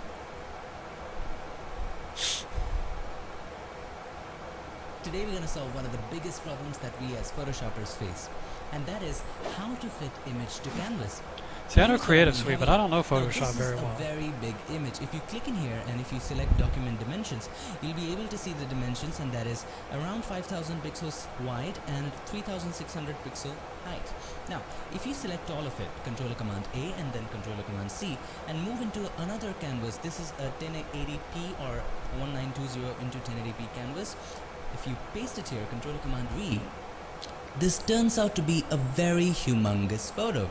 Doesn't fit into the canvas, and if you want to resize it, you will have to go Controller Command T and then zoom out, and this is going to be a very tedious process. So today I'm going to give you some tips, tricks and techniques to make the process more faster, automatic, do. easier, quicker. So without any further ado, let's get started. Image. Now here's the thing. There's not one way of doing it. There are several ways of doing it. Let's see Number one. one, change your way of importing your photos into the canvas. So instead of going here and selecting all of it, Controller Command A, Controller Command C and Controller Command V, what you need to do, you need to go to that folder and then select the image that you want. This was the image. Just drag it, take it over the Photoshop icon and just release it over the canvas that you want. And as soon as you do that, it adjusts automatically. Ow.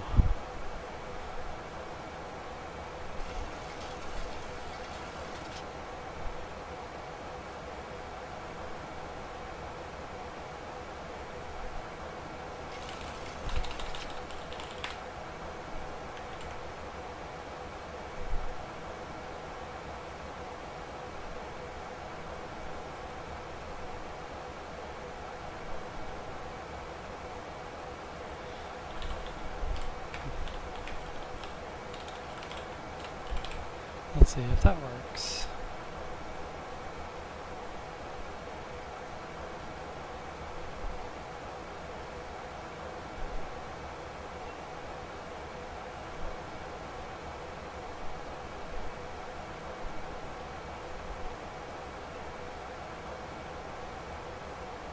Hi.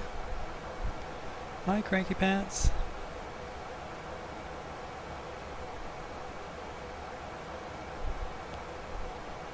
Why are you crying?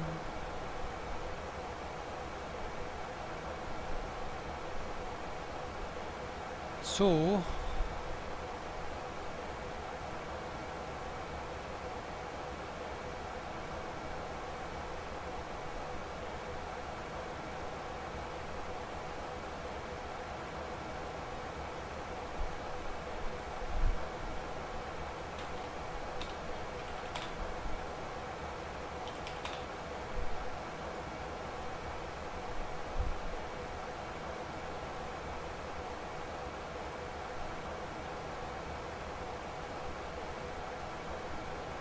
let's see, is that correct?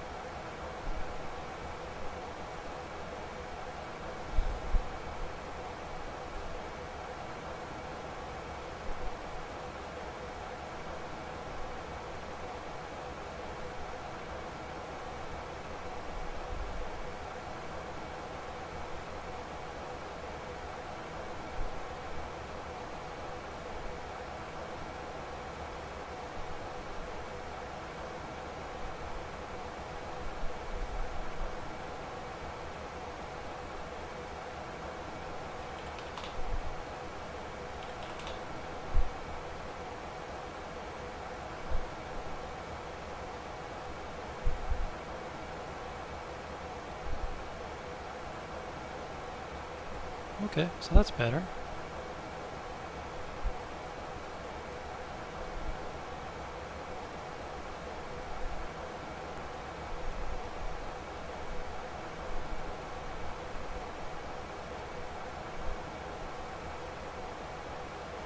So that's a good way to do it. So we go back here. I want to do...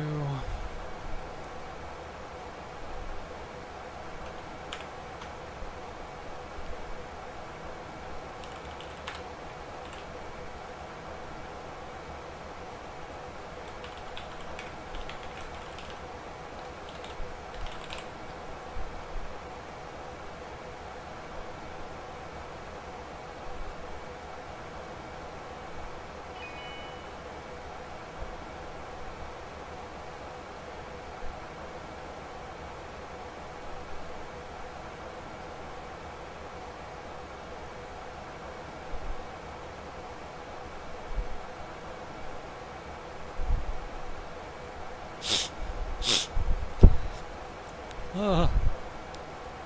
Oh, I need to go to the beach so I can breathe.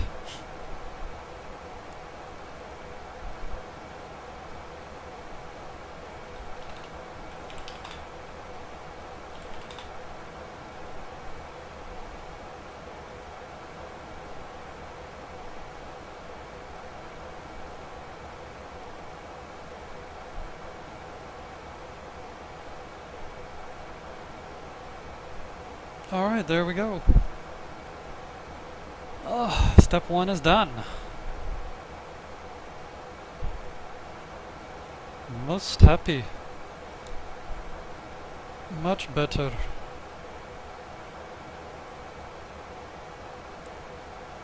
Oh jeez. Holy diver.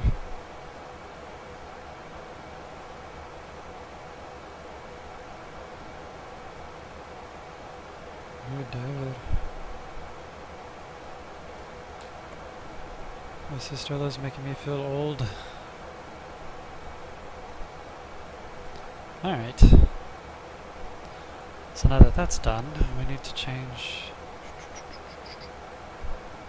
heading. All good. And now we basically just sit and wait.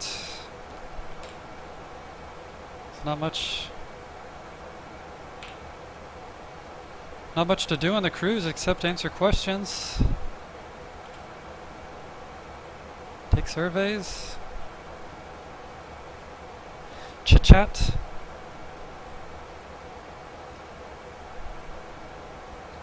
Because everything else is already done.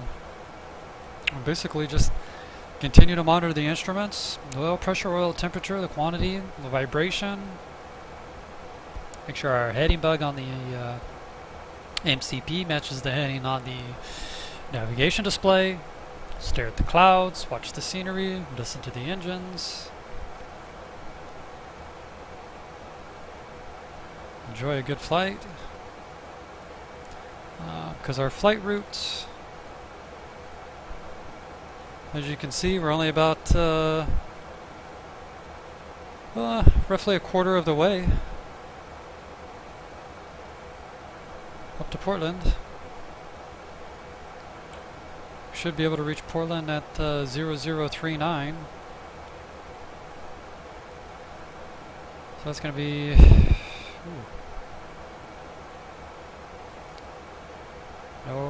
about an hour and 40 minutes. Let's see.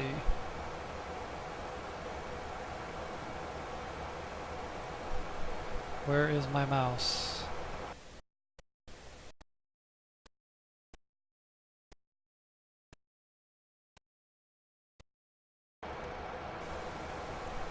There it is.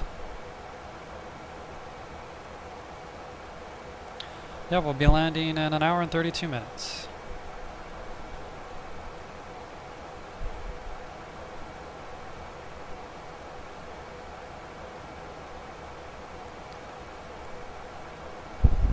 So let's...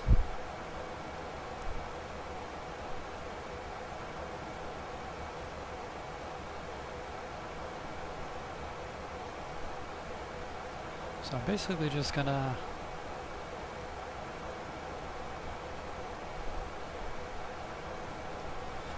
work on the thumbnail for the YouTube video, unless you guys have any questions. This will also be on my YouTube channel, Kevin1873. So if you want to go back and watch it from the beginning, it'll be up just right after the flight, actually. And if you want to check out the flight we did last night during the Snowbird migration event on VATSIM, we took the Majestic Q400 from Atlanta up to Washington Reagan. And that was a fun flight.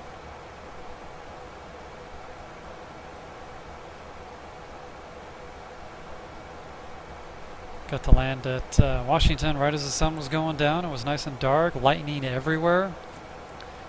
Tons of traffic.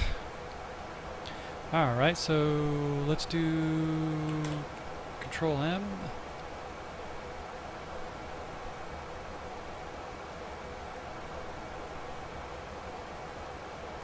That makes it a little too dark. Maybe we want to go the opposite way.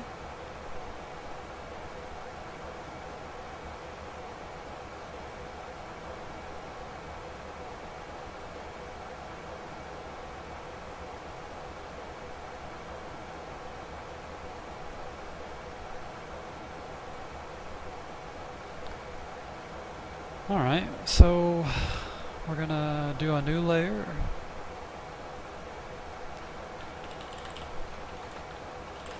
Call it light.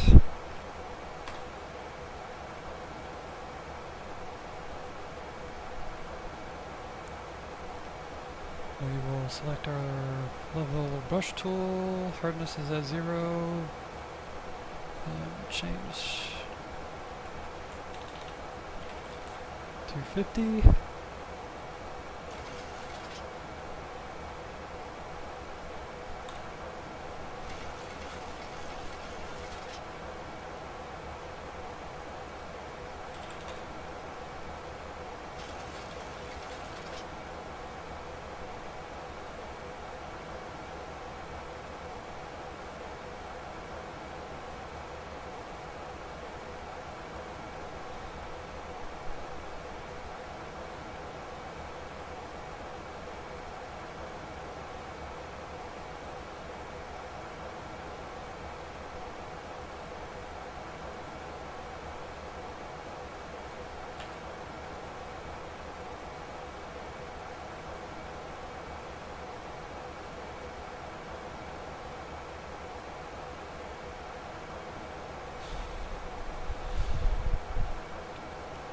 Sweet. We're going to do another layer and call it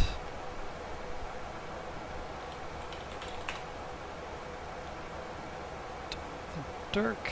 We're going to do the same thing, but we're going to go black. And we're basically just going to go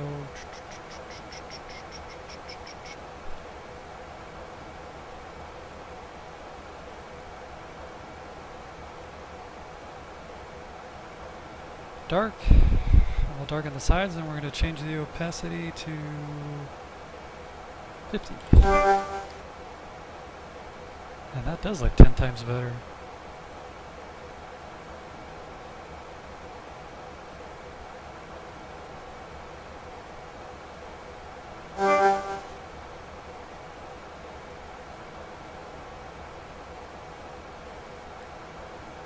Perfect. Check 325, 325. So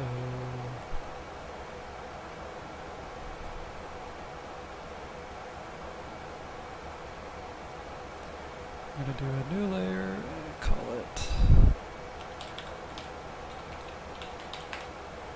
text. Put it under the light layer. Select the text tool. And do big doodle titling.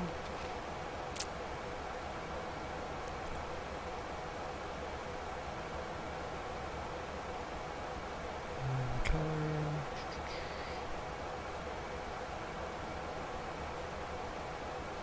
White.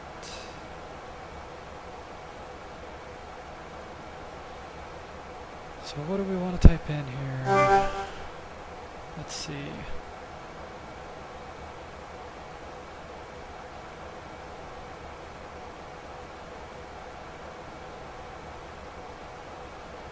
Yeah, everyone's fawning to fly the new 787.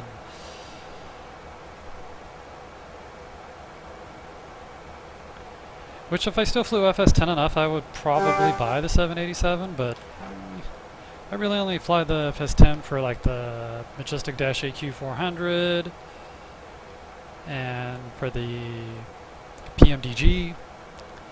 That's about it. Other than this, X-Plane 11 looks so much better. It's so much more stable. You don't have to edit any CFG. You don't have to do any crazy installing. Installing aircraft, installing scenery, and installing applications are 100 times easier in X-Plane than it is in FS10. In X-Plane, everything's a plugin. Everything is built in. You want a weather plugin, or you want weather, it's a plugin. It's not a separate program that you have to run. So everything is built right into the sim.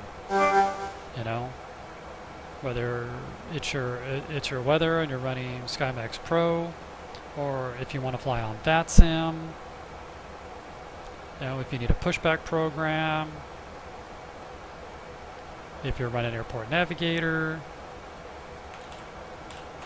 it doesn't matter. It's all built into the sim, so it makes it 10 times easier. You want to install an airport, you drag and drop it into a folder. There's no crazy menus and editing. It's 100 times easier. James, is there a CR for that one? What did he post?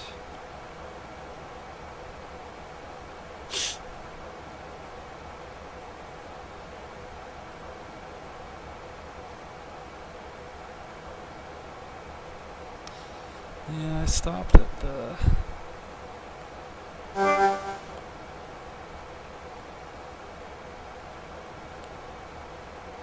So I don't need that anymore.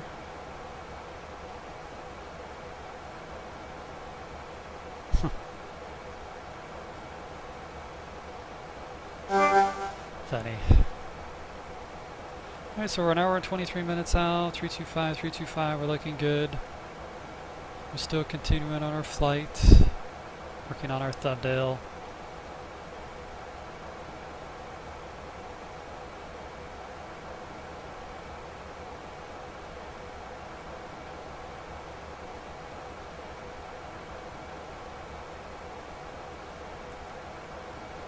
Everything else is pretty chill. The cruise part of the flight is the boring part of the flight.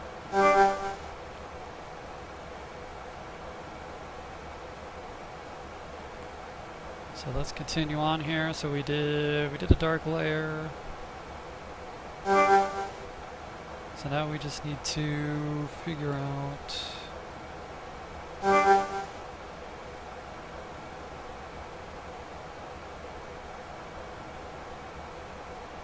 what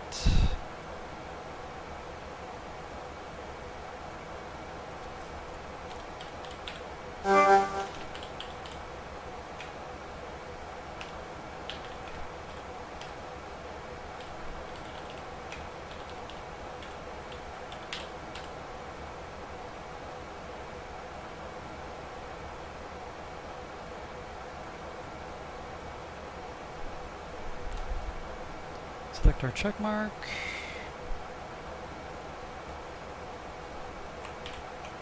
Let's resize it so it's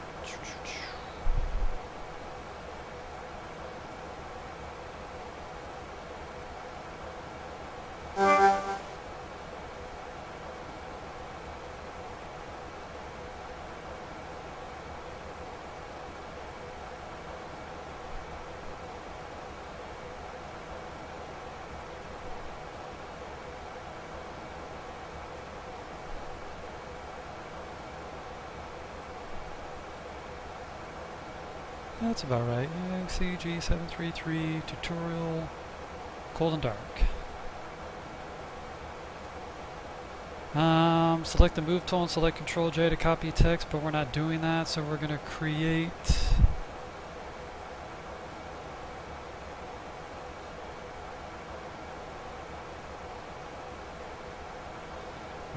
a new layer under the text layer.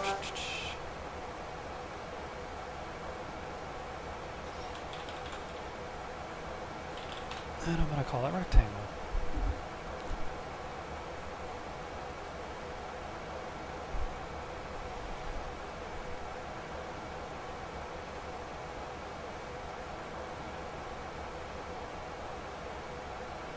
So then we do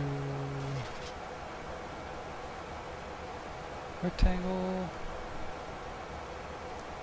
We're basically just going to draw a box around the rectangle.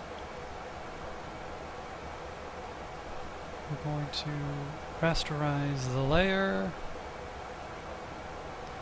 color,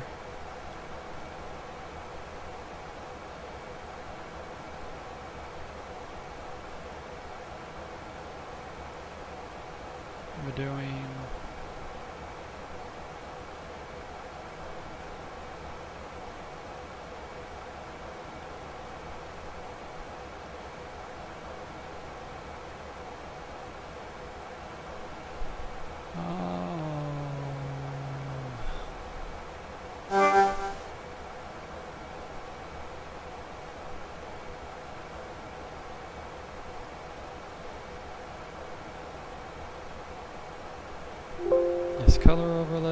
opacity 100, and red.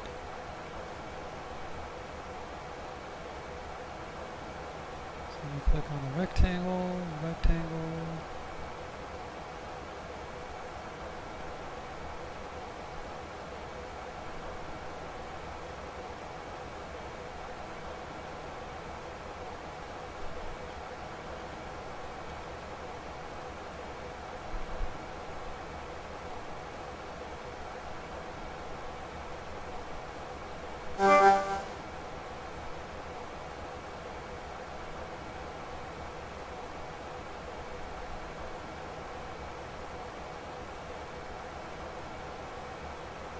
So we rasterize a layer, color overlay, red, opacity 100%. That's better.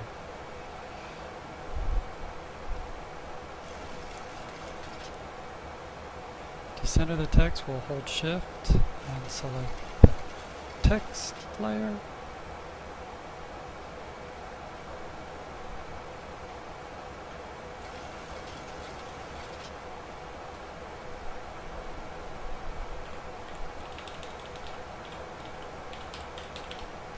With Control, select text layer, and then select background, select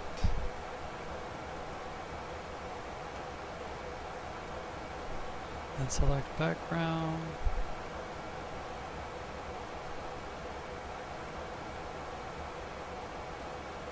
Move tool and center.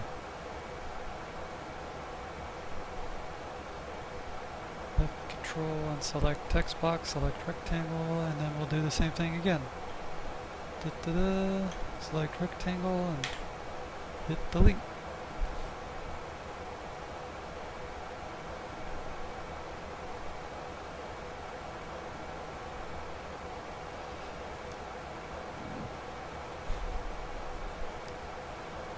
Turn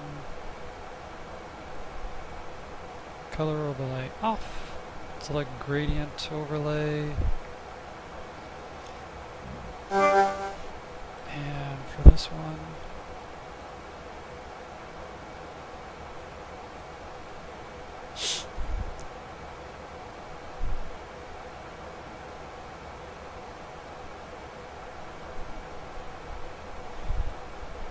that one looks good. We'll do OK.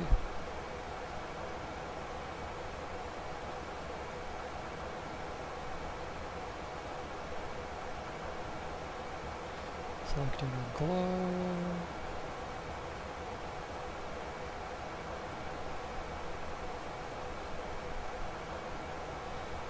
Change blend mode to overlay. And opacity to 100%. Select rectangle.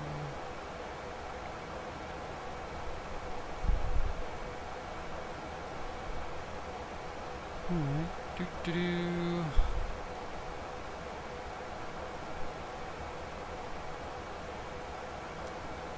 Rasterize layer style.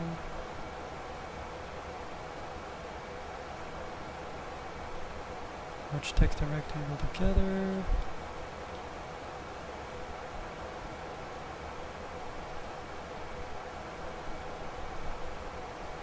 And step back. So rectangle color overlay is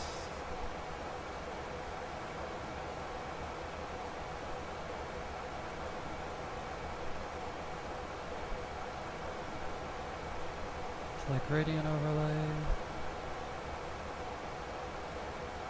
inner glow overlay 100%.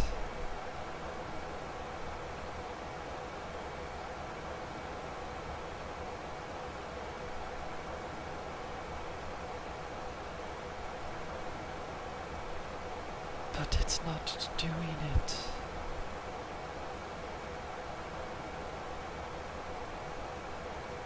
Oh.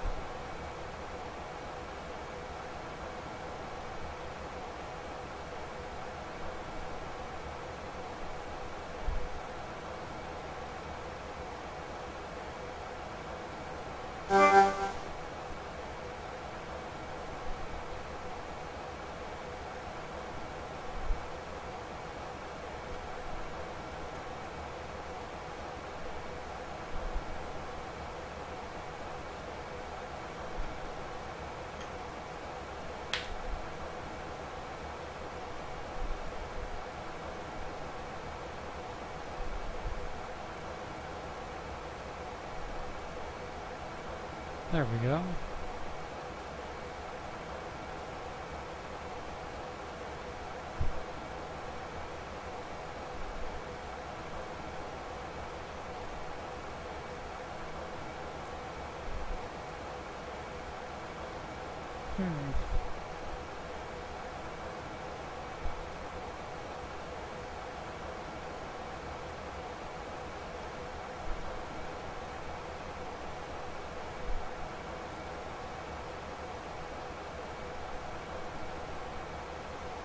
That'll work. Rasterize layer, merge text in rectangle.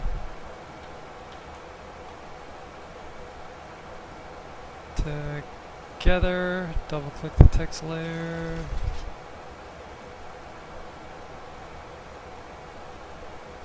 And select drop shadow.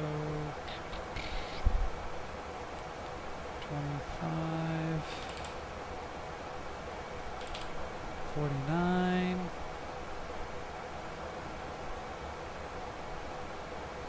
Hit OK.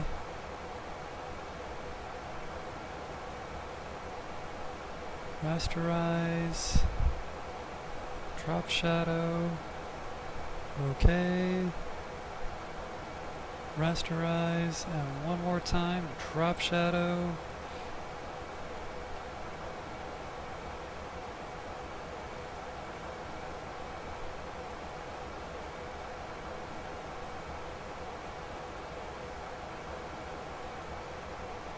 Okay.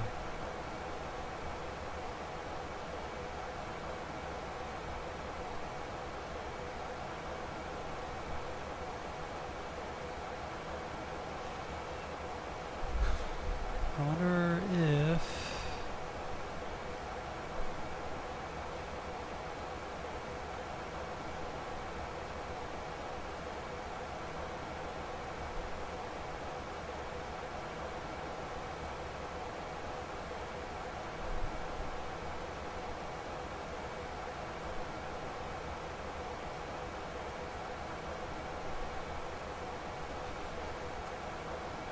okay. Let's do a new layer.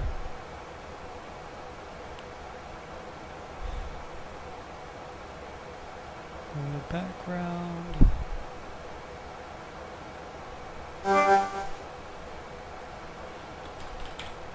Called blue.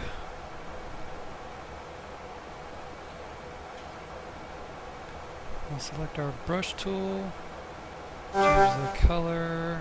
00 AEFF. And we're just going to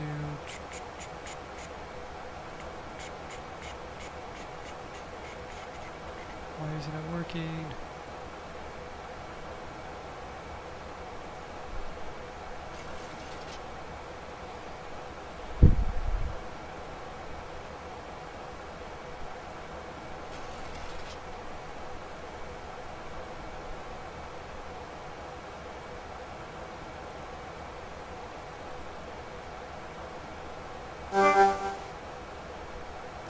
Here, let me go to text tool.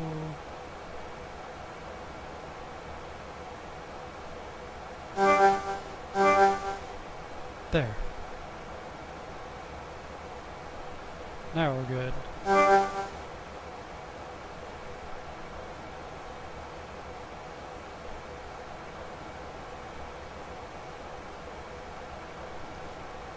Guess we do everything in blue. Color the entire background, change blend to overlay.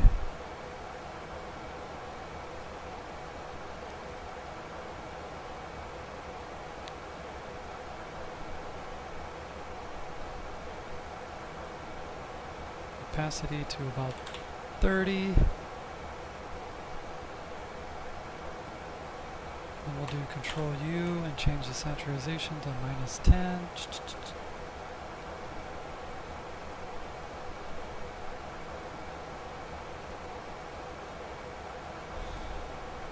There it is. IXEG 733 tutorial cold dark.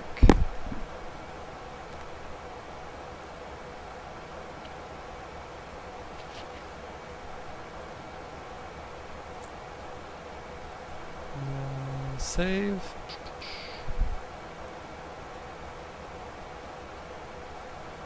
We'll do a save as.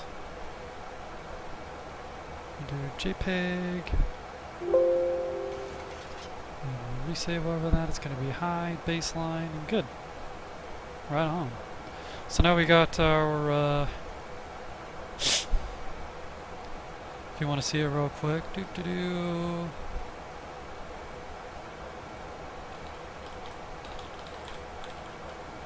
Photoshop.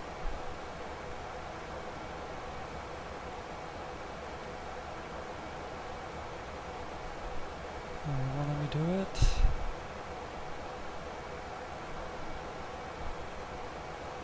That should work. Okay. There we go. So we just made our thumbnail for the YouTube video. Move down, down, down.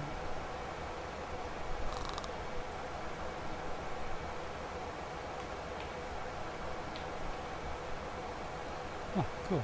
We'll just do that. Alright, so yeah, there we go. There's our thumbnail that we just made. We took our screenshot from X-Plane, dumped it in there.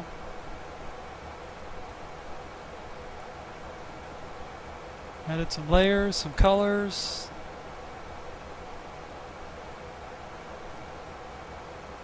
And we got our thumbnail. Sweet.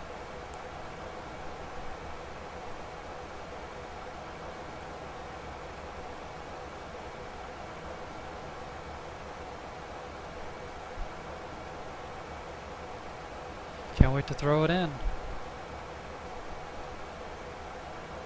Thumbnails, X-Plane, tutorial. There it is. She looks so pretty. She came out real good.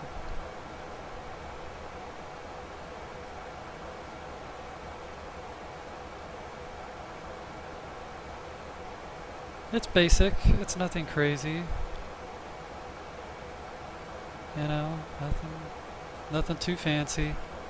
My Photoshop skills are basically on all of, 2 days so far. I haven't messed around with Photoshop in the better part of 8 years. When I used to work for a newspaper, I was in charge of designing papers, and we used Creative Suite. So we used InDesign, Photoshop, pretty much almost everything in the Creative Suite. But it has been a long time. So my expertise escapes me. We did one for the IXEG yesterday too. It turned out really well. Looks good. I like it. We've done a couple of Detroit Human videos. Kitty, kitty, kitty. Kitty, kitty, kitty. Meow.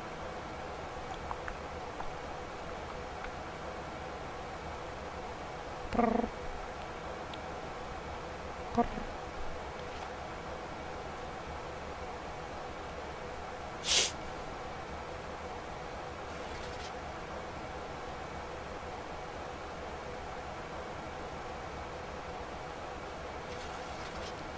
What we need to do next is to make a banner. I just got to figure out the size that it needs to be. Let me check.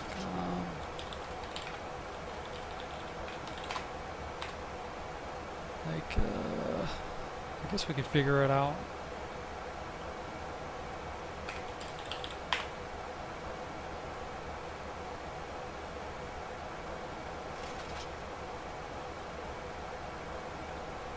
Simple enough, right?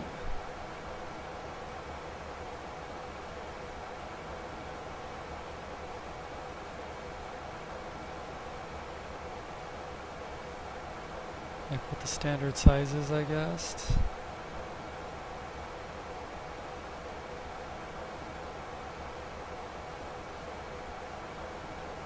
Delvage, let's go to Delvage, Delvage, Delvage, oh Delvage.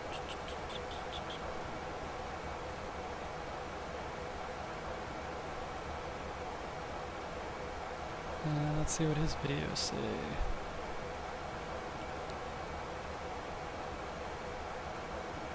He doesn't have a whole lot of videos, does he?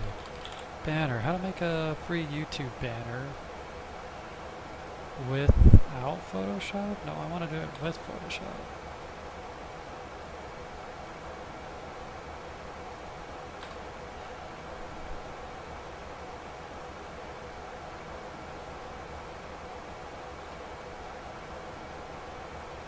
There we go.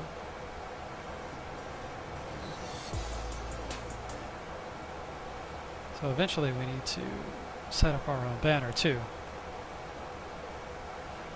325, 323.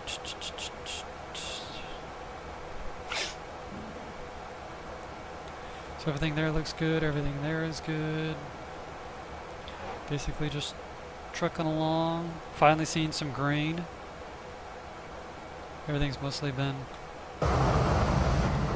black, brown, awful.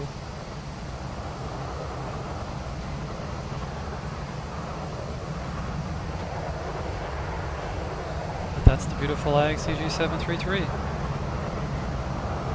Our landing in Portland should be real beautiful, landing along the lakeside, the riverside I should say.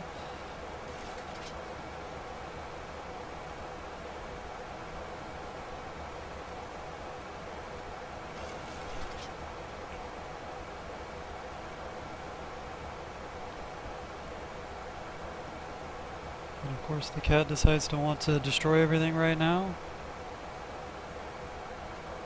Very, very nice of her.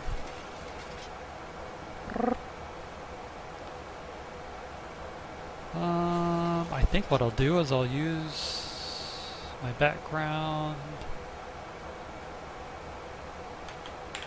up of here. So I'll do paint, copy and paste. Save as, we'll save it as JPEG and call it banner.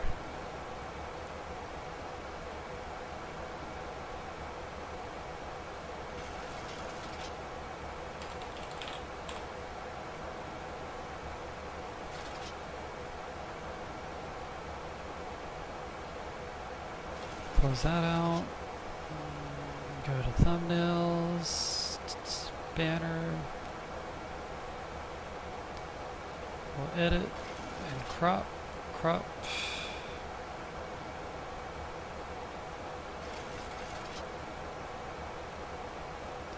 Done. Save.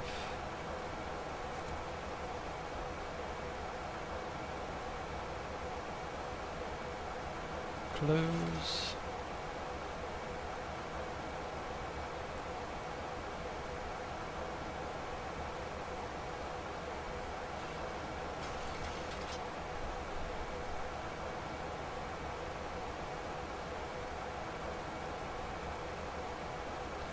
And while I'm doing that, I feel I'm going to go away for about 3 minutes. Throw something in the oven for dinner, and I'll be right back.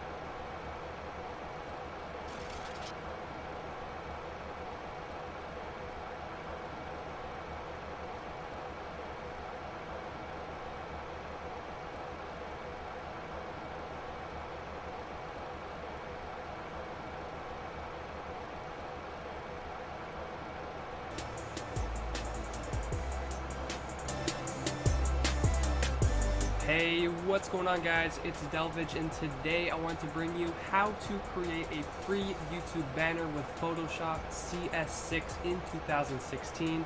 I'm going to be giving you a tutorial on how to create, graphics and GFX or just graphic design in general. But specifically in this tutorial, I'm going to be teaching you how to make a YouTube banner. So if we go over to my portfolio, I have a lot of different designs up here, and we're going to go specifically to social media. Now these are Twitter headers, yes, I understand, but every single one of these Twitter headers, with the exception of this JPEG one right here, was created into a YouTube banner, and the way for creating it is exactly the same. The only difference is the dimensions. Let's go back into Photoshop, and the very first thing you need to do is check the link in the description, because I will have a download for you on how to get these black bars. And these black bars are extremely useful, mainly because they help you design in the area that YouTube will show the banner in, because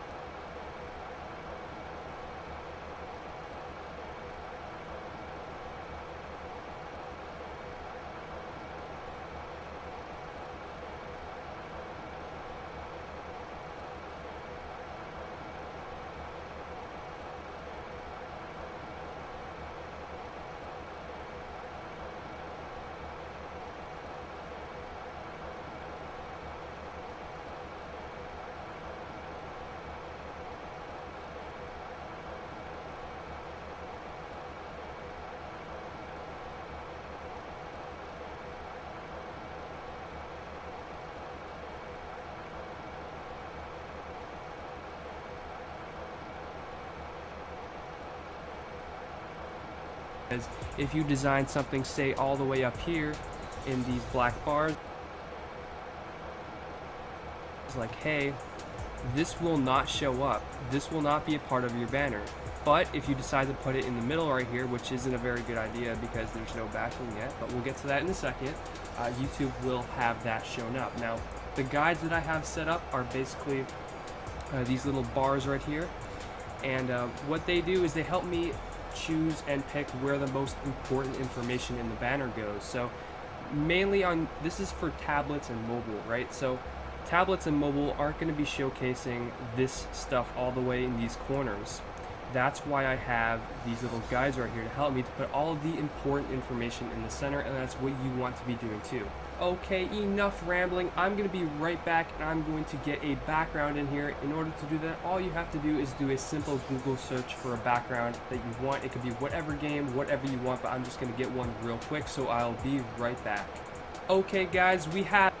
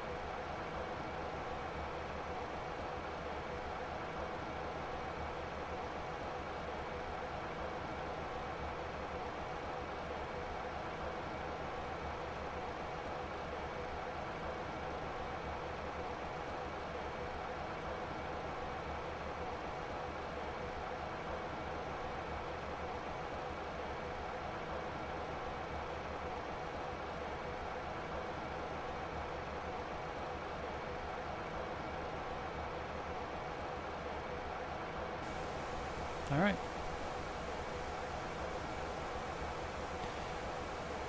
And I'll be right back.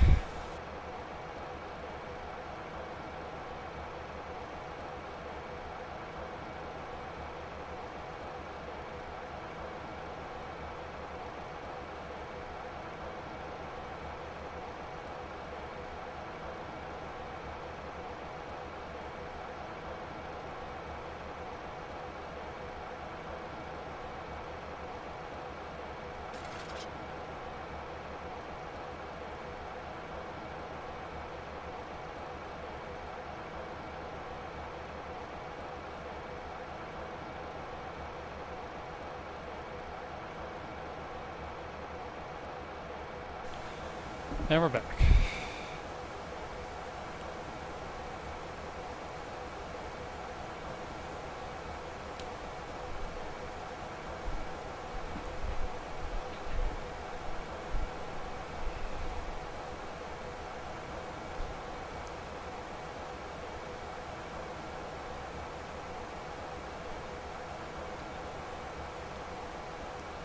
So as you can see, we're getting pretty close to Portland. We're about to get a little bit closer to Gallo, which is going to be our initial waypoint for the Tempest 2 arrival into Portland.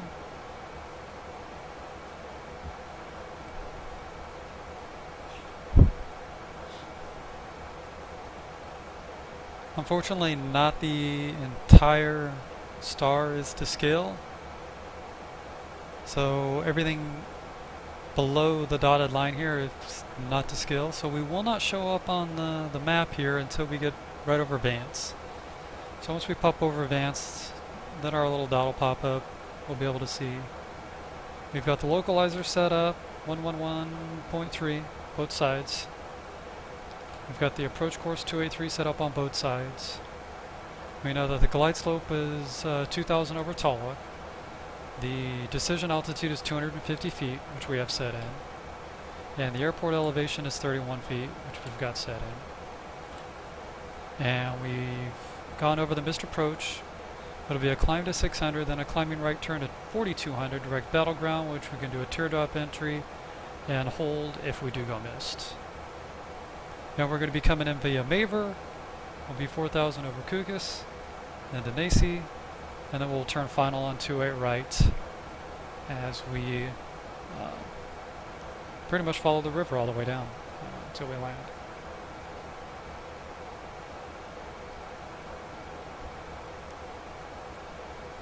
So we are getting ever closer.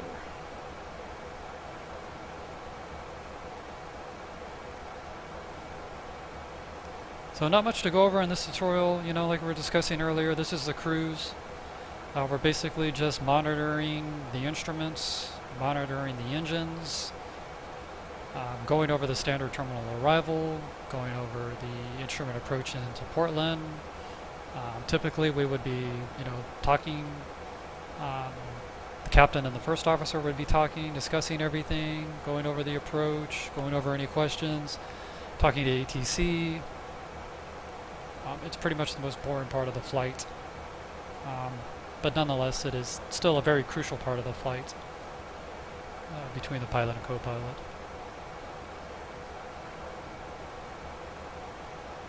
And I'm going to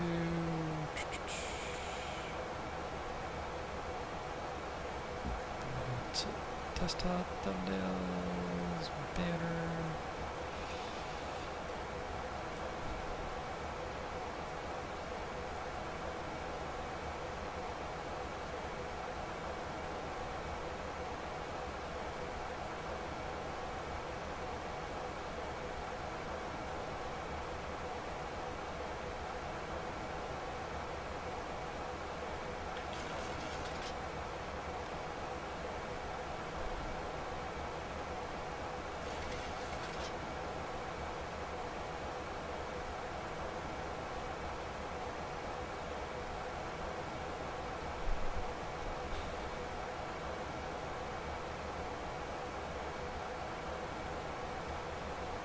So there's nothing left to do unless there's answering any questions. Like I said, this video will go up on my YouTube channel, Kevin1873 after this.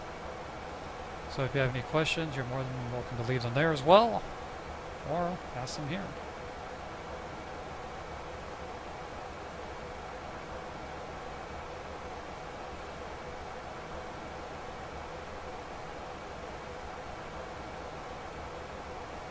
So we're 34 minutes away from our destination, 15 minutes away from our descent. Well, no, it's 16 minutes. We've lost a minute.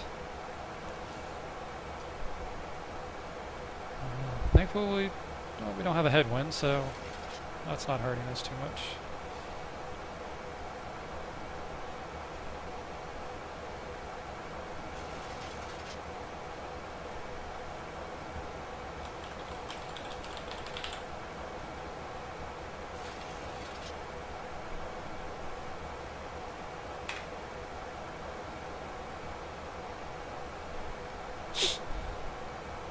Have an Overwatch map background right now, and make sure it's HD as well. I forgot to mention it has to be HD, or else you're going to be getting an image the size of this, and that's not going to be really good, because remember, you have to make it the entire size of the image. So I'm still going to be doing a little bit of stretching, and all you have to do is choose the sides and move them toward the edge of the banner, just like this.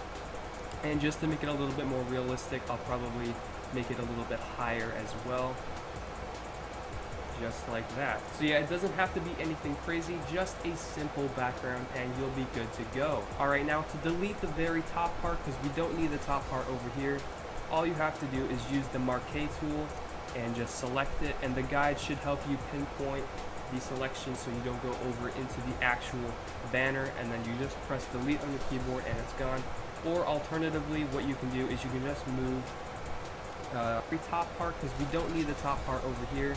All you have to do is use the Marquee tool and just select it, and the guide should help you pinpoint the selection so you don't go over into the actual banner, and then you just press delete on the keyboard and it's gone. Or alternatively, what you can do is you can just move I believe these black bars and move them on top of absolutely everything, so it doesn't matter. So now that we have the background in, I'm going to be adding a few minor effects to help the banner look better in general. So let's go over here, we'll put this away for 1 second and just select it, and the guide should help you pinpoint the selection so you don't go over into the actual banner, and then you just press delete on the keyboard and it's gone. Or alternatively, what you can do is you can just move I believe these black bars and move them on top of absolutely everything, so it doesn't matter. So now that we have the background in, I'm going to be adding a few minor effects to help the banner look better in general. So let's go over here, we'll put this away for 1 second.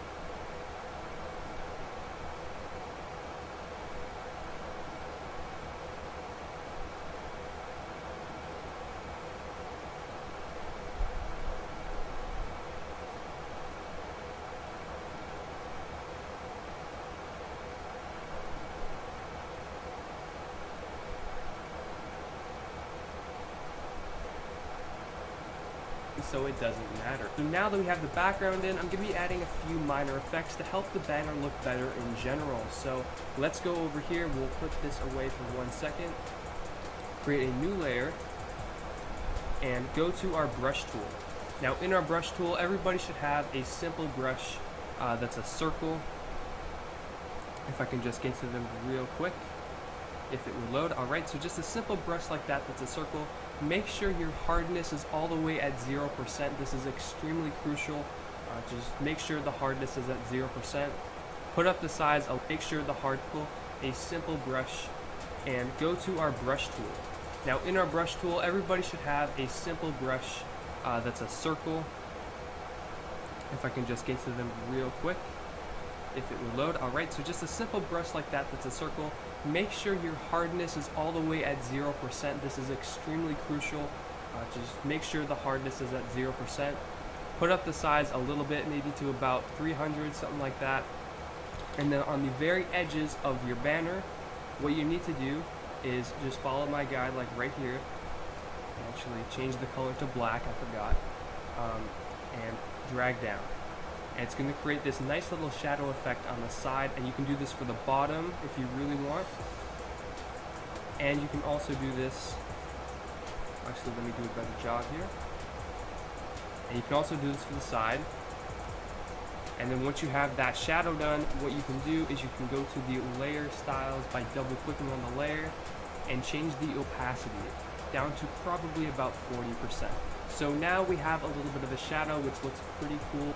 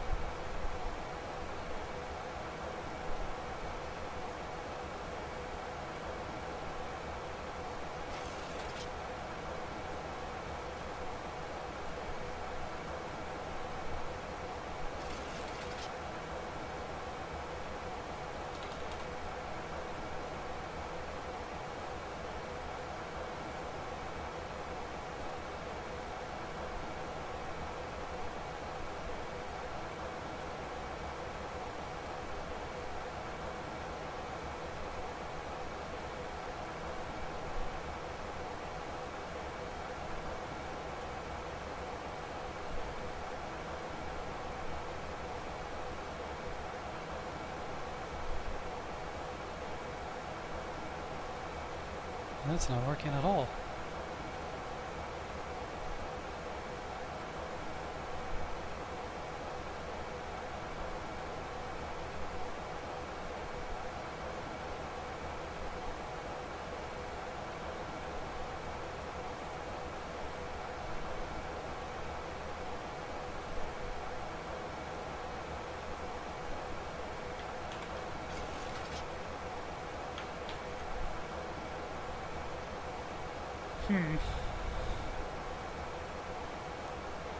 Let's copy.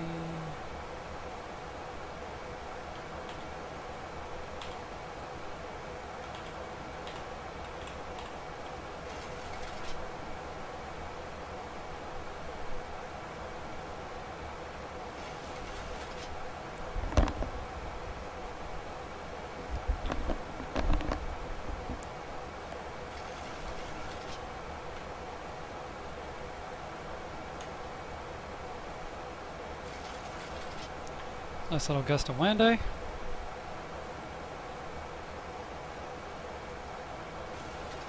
Nothing like some wind to knock you off.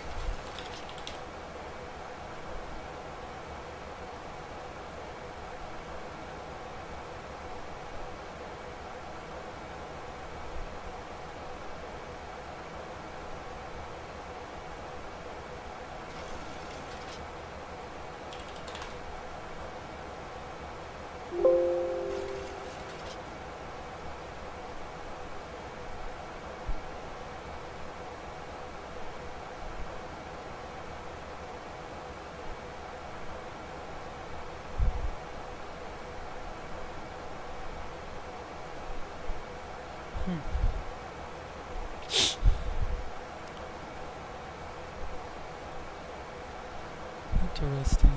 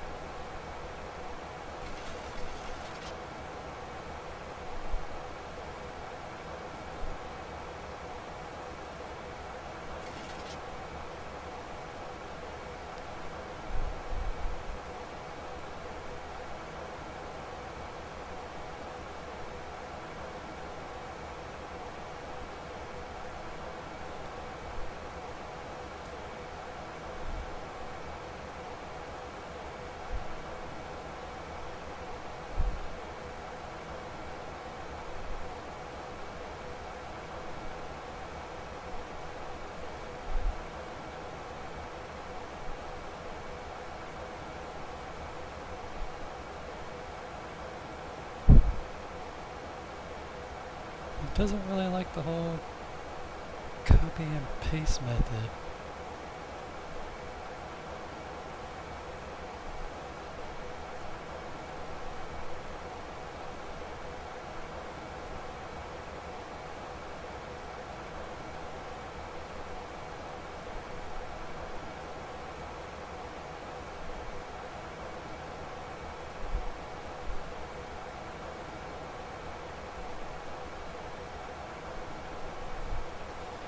I don't know why.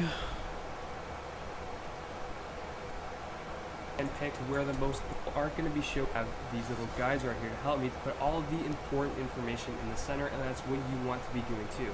Okay, enough rambling. I'm going to be right back, and I'm going to get a background in something, say, all things. Look, if we go over bars, and these black bars are extremely useful, mainly because they help you design in the area that YouTube will show the banner in. Because if you design something, say, all the way up here in these black bars, like, hey, this will not show up. This will not be a part of your banner.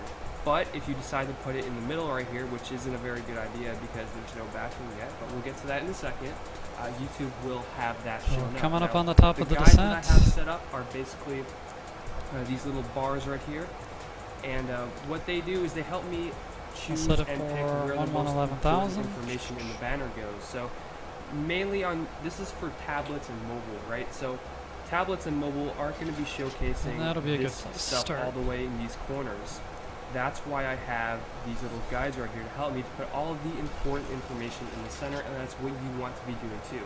Okay, enough rambling. I'm going to be right back, and I'm going to get a background in here. In order to do that, all you have to do is do a simple Google search for a background that you want. It could be whatever game, whatever you want, but I'm just going to get one real quick, so I'll be right back. Okay guys, we have an Overwatch map background right now.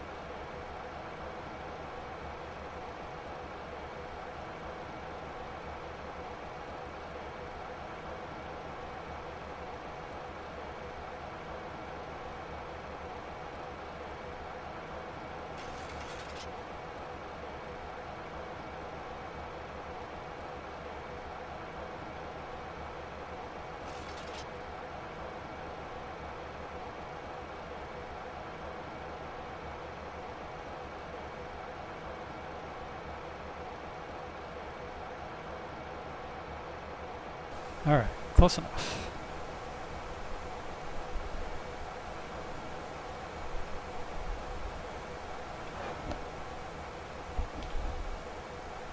It's always green in Washington and Oregon. Not so much over in Northern California. But it's always green in Portland.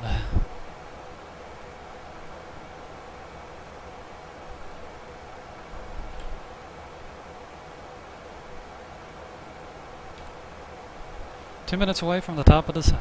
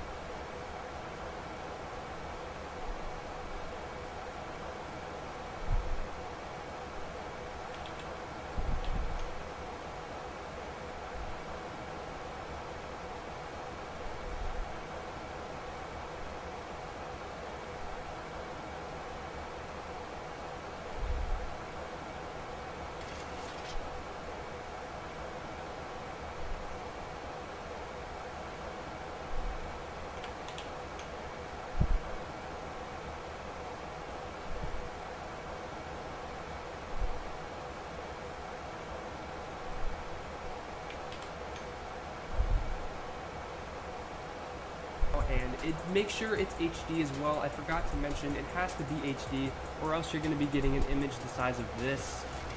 All right.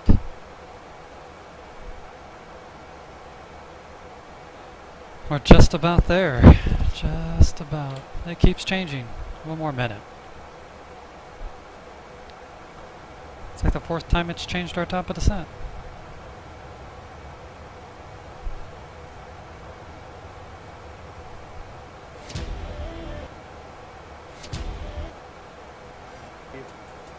Information map back of the banner. You're going to be getting an image the size of this, and that's not going to be really good because remember, you have to make it the entire size of the image. So I'm still going to be doing a little bit of stretching, and all you have to do is choose the sides and move them toward the edge of the banner, just like this.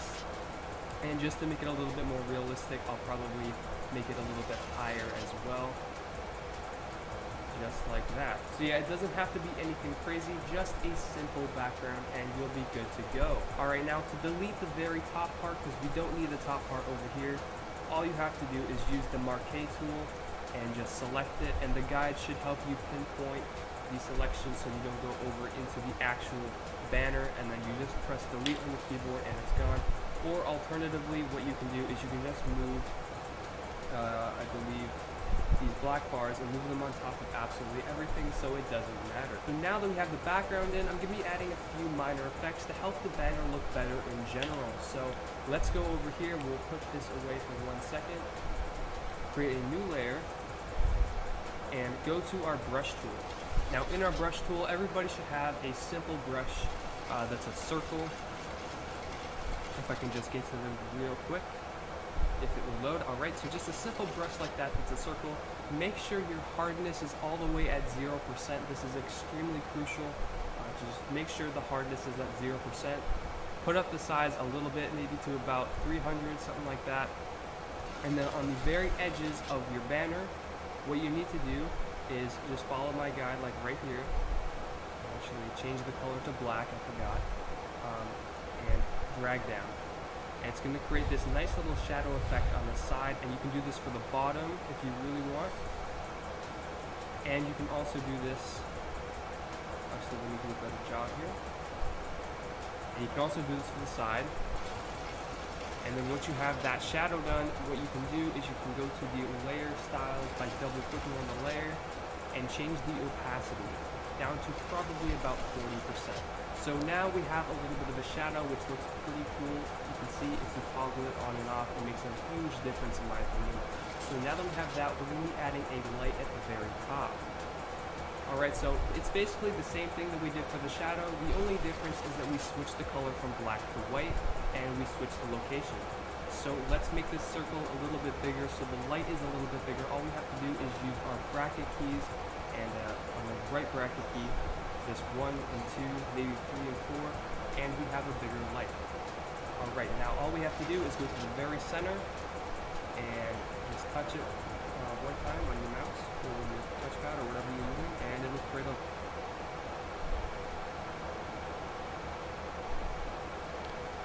So finally, there's the top of the descent. Down we go.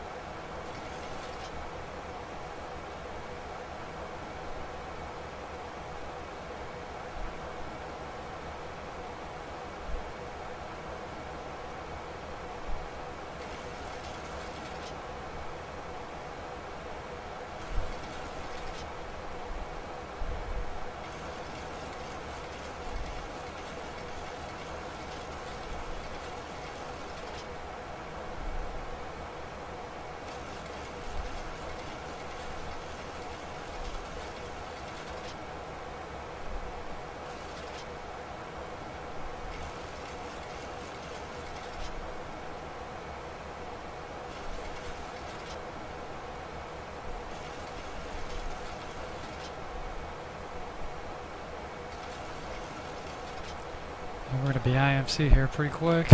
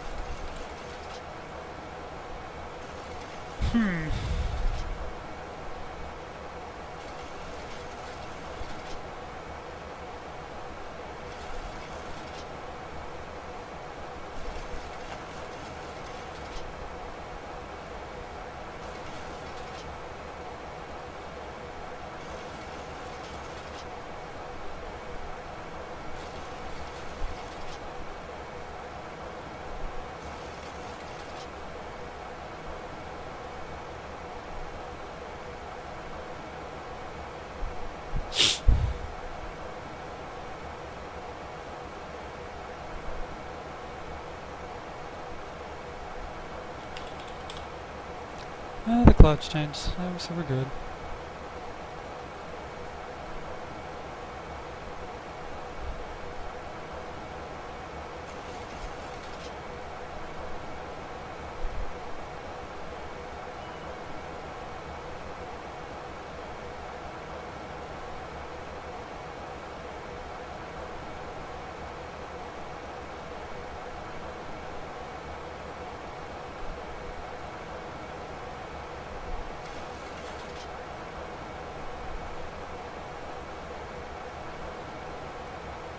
A little bit, maybe to about 300, something like that.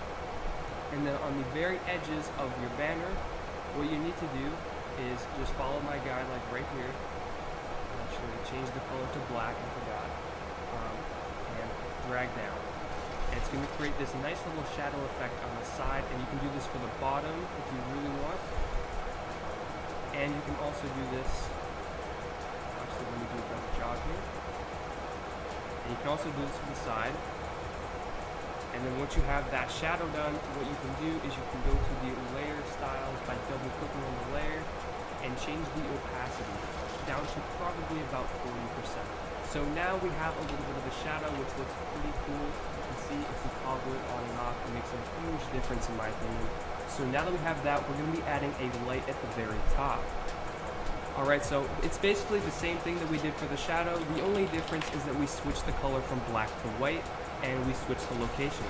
So let's make this circle a little bit bigger so the light is a little bit bigger. All we have to do is use our bracket keys, and on the right bracket key, just 1 and 2, maybe 3 and 4, and we have a bigger light. Alright, now all we have to do is go to the very center, and just touch it one time on your mouse or your touchpad or whatever you're using, and it'll create a little light. Now if we want to have this light be a little bit more visible, all we have to do is drag it down a little bit from the center, and the light's more visible. If you want to make it more centered, all you have to do is choose the marquee tool, the rectangular marquee tool, select the entire document, go to your move tool, and select the 2 middle ones, like that, and that will center the light on the entire page. Now personally, I don't like to do this too much. I prefer to have it at the very top, but you can do whatever you want, whatever design you want. It's very simple. Okay, now that we have that done, I'm going to be creating some simple text. Now, this text can range from anything from your channel name to, you can just have a logo in the center, or you can just have some social media, whatever it may be. You can do whatever you want. I'm just going to be doing something really simple and easy to follow because it's a tutorial. So, let's just say Delvage. Just type Delvage. I can't even spell my own channel name right now. I'm sorry, guys. Delvage. There we go. And Control T to transform. Drag up holding Shift and Alt so it's centered. And now we have our text. Now let's center it again using the same type of controls that I did before. The 2 middle buttons. And now that should be centered completely in the middle of the banner. Now we have the text in. I want to add my logo in, and to do this, all you have to do is just add a file. And now look at this. All you have to do is just add a file. And now we'll get to that in a second. Just go into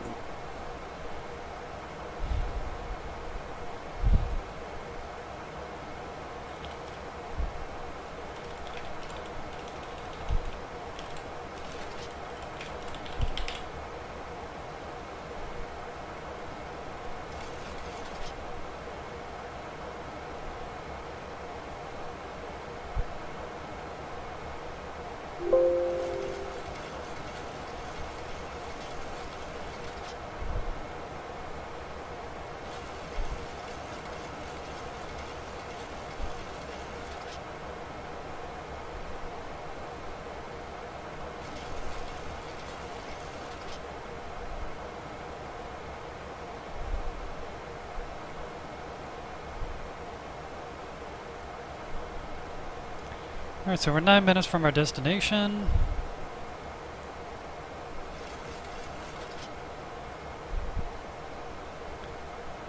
We have our course set up 2A3 and course 1, OBS 1. We have course 2A3 and OBS 2. Altitude's 11,000. We've got nav 1 set up for 111.3, set up in 111.3 for nav 2 as well.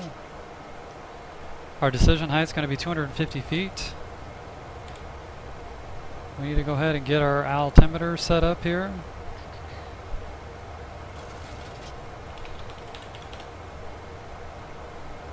So we're doing good there. Winds 340 at 8, 10 stationary miles, view 6,000, scattered 10,000, broken to 15,000, broken to 26,000. And altimeter's 3001.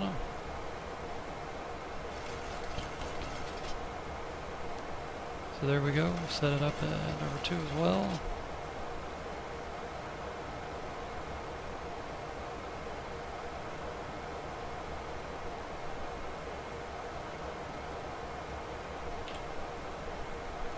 Let's check our legs page. We need to be at 4,000. Kukus down to 3,700 in AC.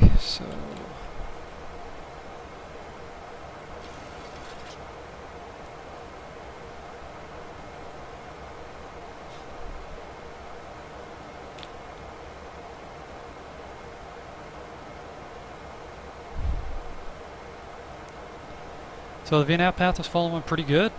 And we're all set up. All we got to do is wait until we come in. Since we're low enough, we can use the weather radar again.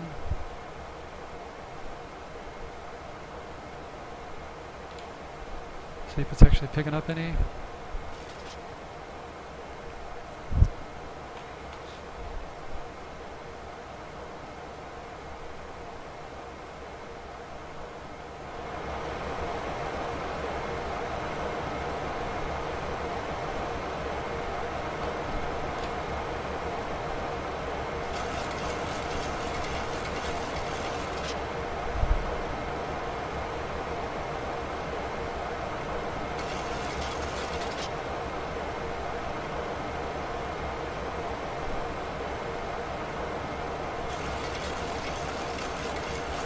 So there we are, advance 11,000. And then we're going to start descending again so we can be down to 6,000 over Baber. Let's change our heading bug.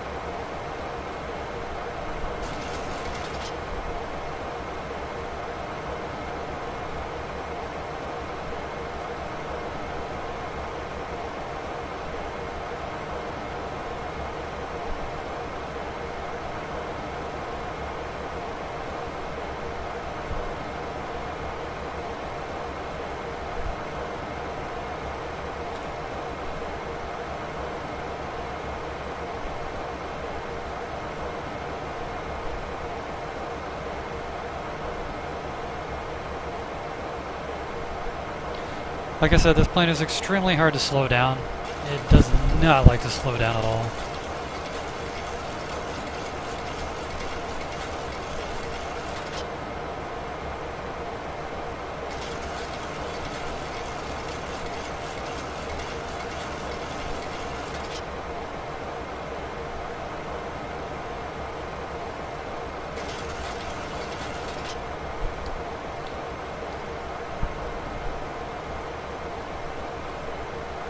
the speed brakes are for crap in this thing.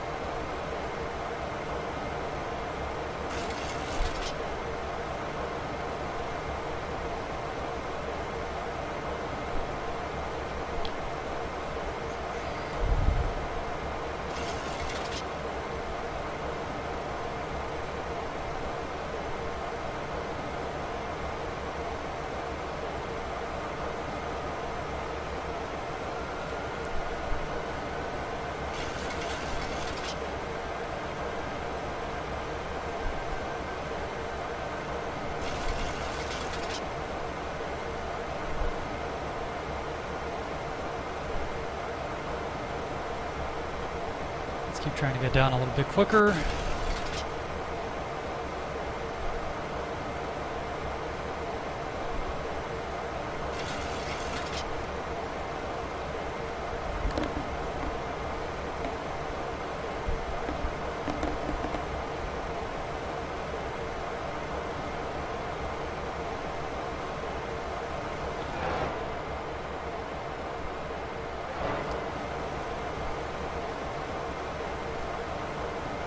Not so worried about the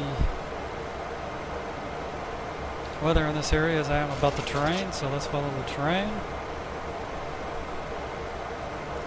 Since we're already descending below, just about to descend below the MSA.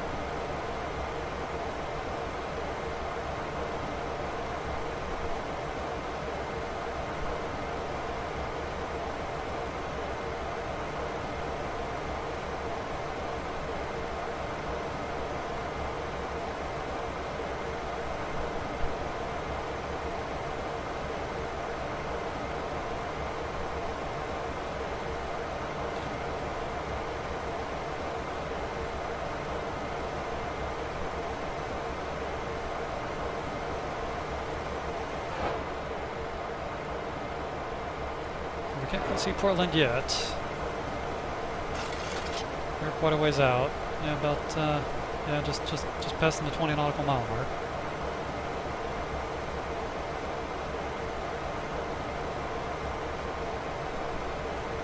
So pressurization for landing, altitudes checked, recalls checked. Auto brake will be coming on.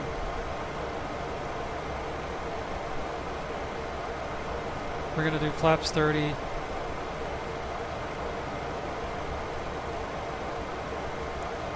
So it'll be VRVAF +5, so 133 will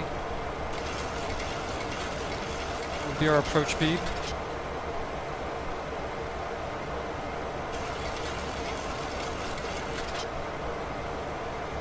Alright, spoilers armed. Auto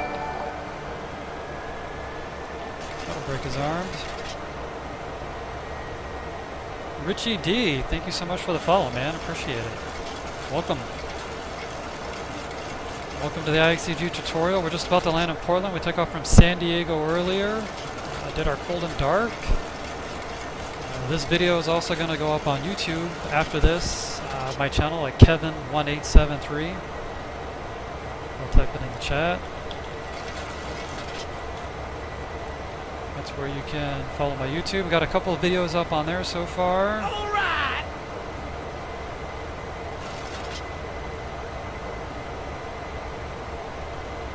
Yeah, thank you much for the host too, Richie. Wow, 33 views.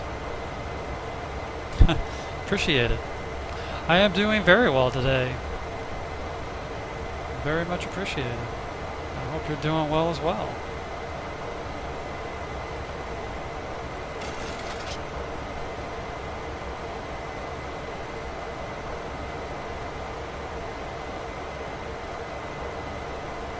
But yeah, for anybody that wants to watch the video in full, it'll be up on my YouTube channel here after this.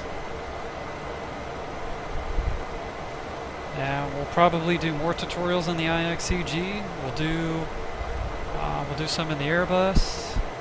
Yeah, I don't have the sound plugged in right now for the airplane. That's my fault.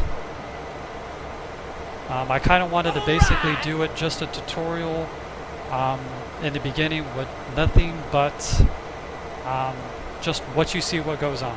No sound or distractions from the aircraft or anything. Just straight up tutorial. So the next one I do, I'll have sound for the aircraft.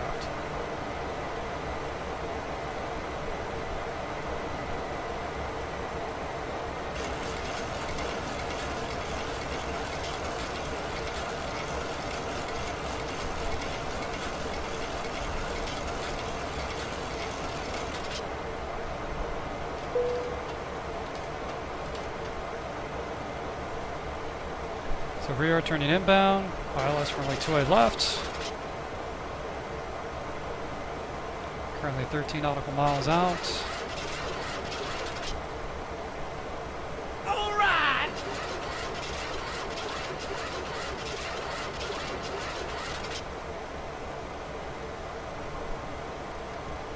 Boys is alive, approach is alive.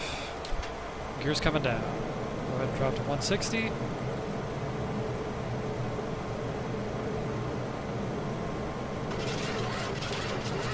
Go to flaps 15.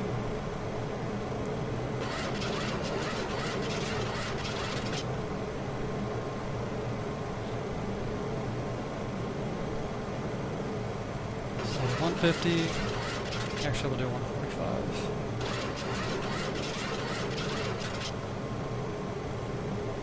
Just waiting for the 10 nautical mile mark.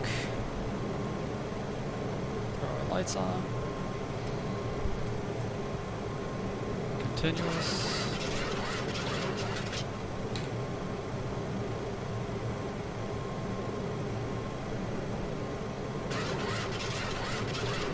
So, yep, engine start switches are continuous, speed brake is armed, landing gear is down at 3 green, and we're just waiting on the flaps.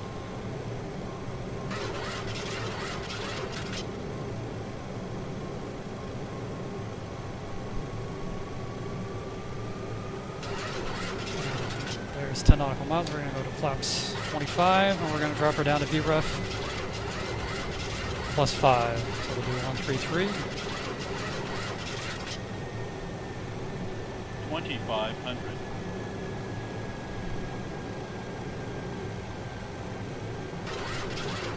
Airport's in sight, runway's in sight. Everything's lined up.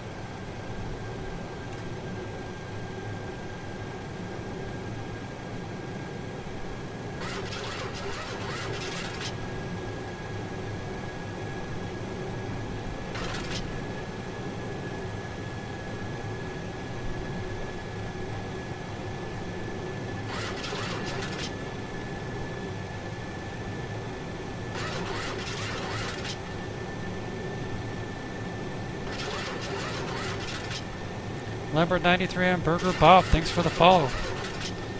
Very much appreciated. Welcome. And to you, Richie, as well.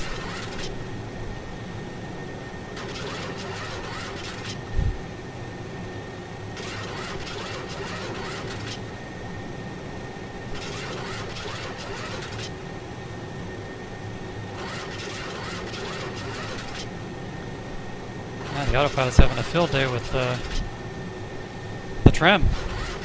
Just hear that trim wheel going and going.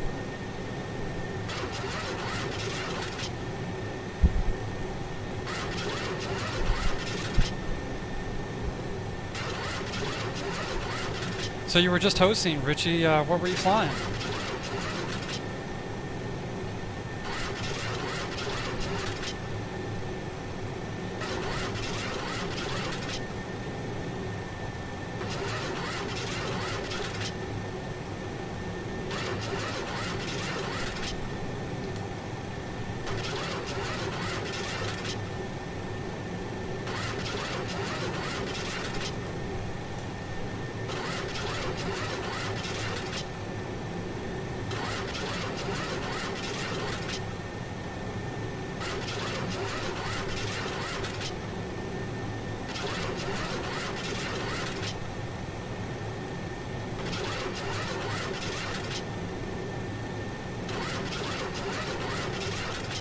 Wow. from London to Venice, Italy. Yeah, I like to do a little bit of flying over in Europe every once in a while. It's a lot of fun over there. The scenery is so great. Nothing like what we have here in the States. Alright, we're on to flaps 30.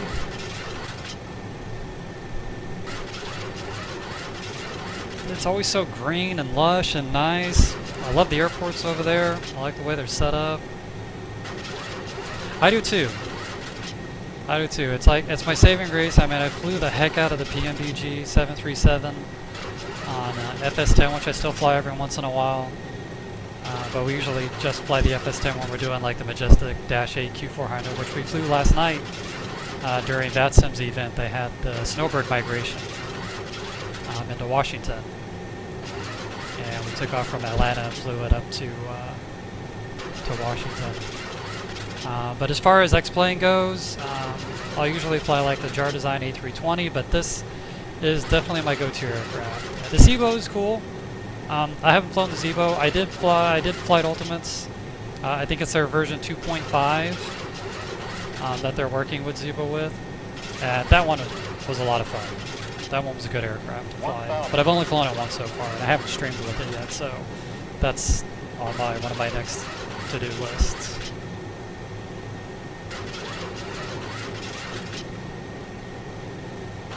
So let's see, runways in sight, we're doing good here. Let's go ahead and take over.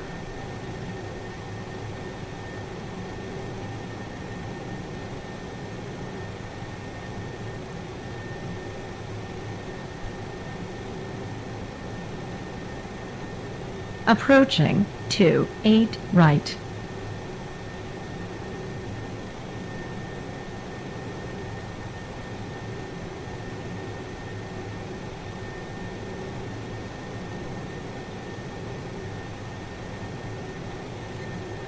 Yeah, it's probably a little bit better than the IXEG when you're streaming.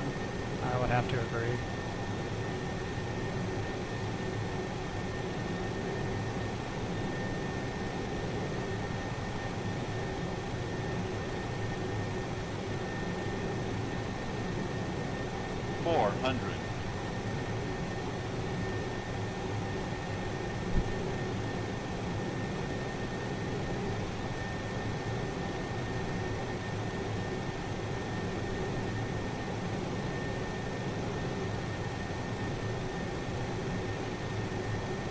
Minimum. Thanks. So far it's looking pretty good. 200.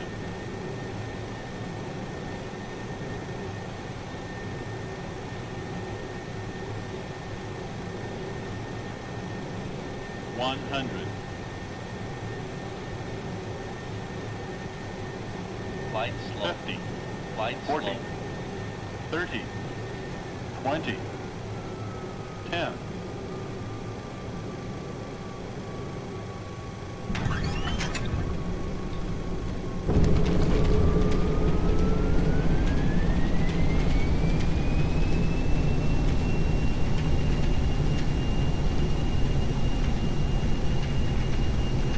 Not bad, not bad.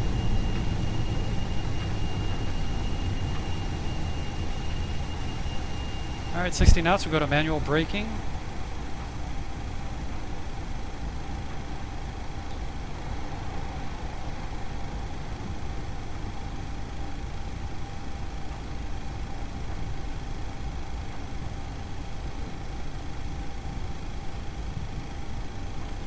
Yeah, that wasn't too bad.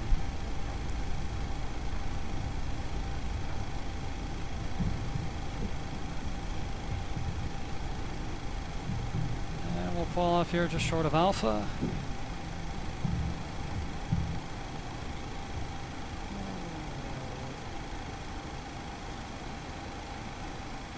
Put the brake on, get the flaps up, spoilers off.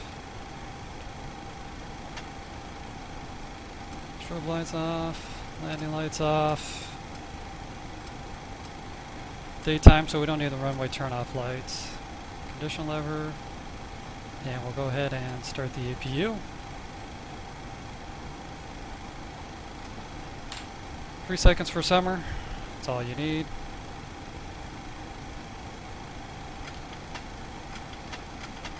Get the gear all the way up, or let's say the flaps. Yeah, we're good there. We can start taxiing.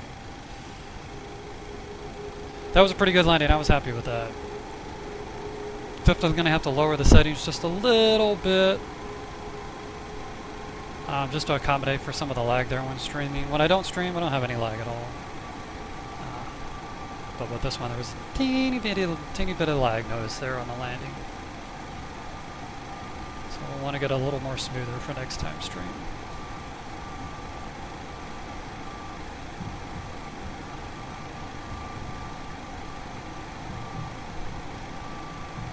But overall, that was a really good flight. That was fun. A little bit longer, you know, than a tutorial, but I wanted to kind of cover everything from the first officer's flow and the captain's flow, especially when you're first setting up the aircraft for cold and dark, considering they both have their own flows.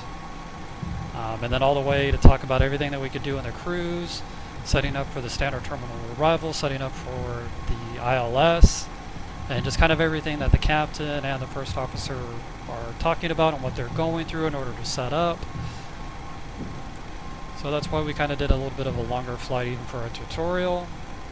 But I think we pretty much got all of it covered. Like I said, I'm going to throw this on my YouTube channel, Kevin1873. If you guys have any questions there, you're more than welcome to ask them, and I'll answer them to the best of my ability. Like I said, if I don't know the answer, I'll see if I can find the answer.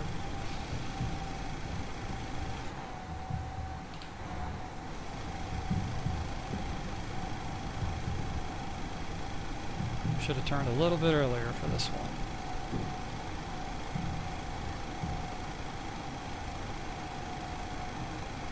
Yeah, I'm getting over. Alright! Hey Richie, thanks again very much for the host. Much appreciated. You have a great night. Definitely look forward to catching your stream.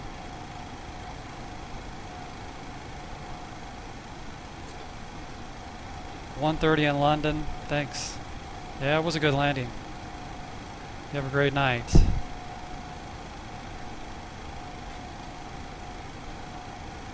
So just before we shut down, we're going to activate the APU. Going to kill the engines. Parking brake is set.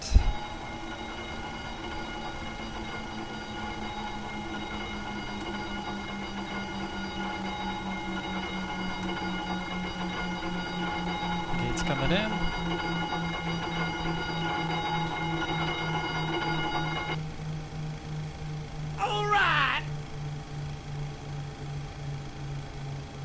Tiger 53 and Blackhawk 2000, thanks so much for the follow. Welcome, guys.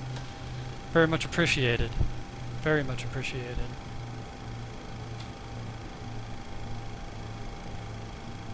So we're going to go to on-bed, anti-collision light's going to come off. We're going to go to ground.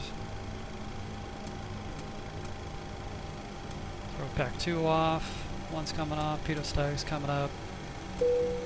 Everybody else can get up. Go to APU, bat 1.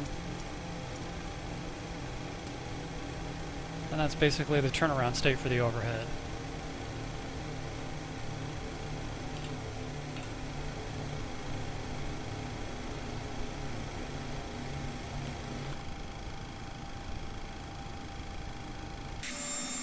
That's it, guys. We're going to be doing more streaming on later on this week, if you want to catch us. And like I said, you can hit up my YouTube channel, Kevin1873.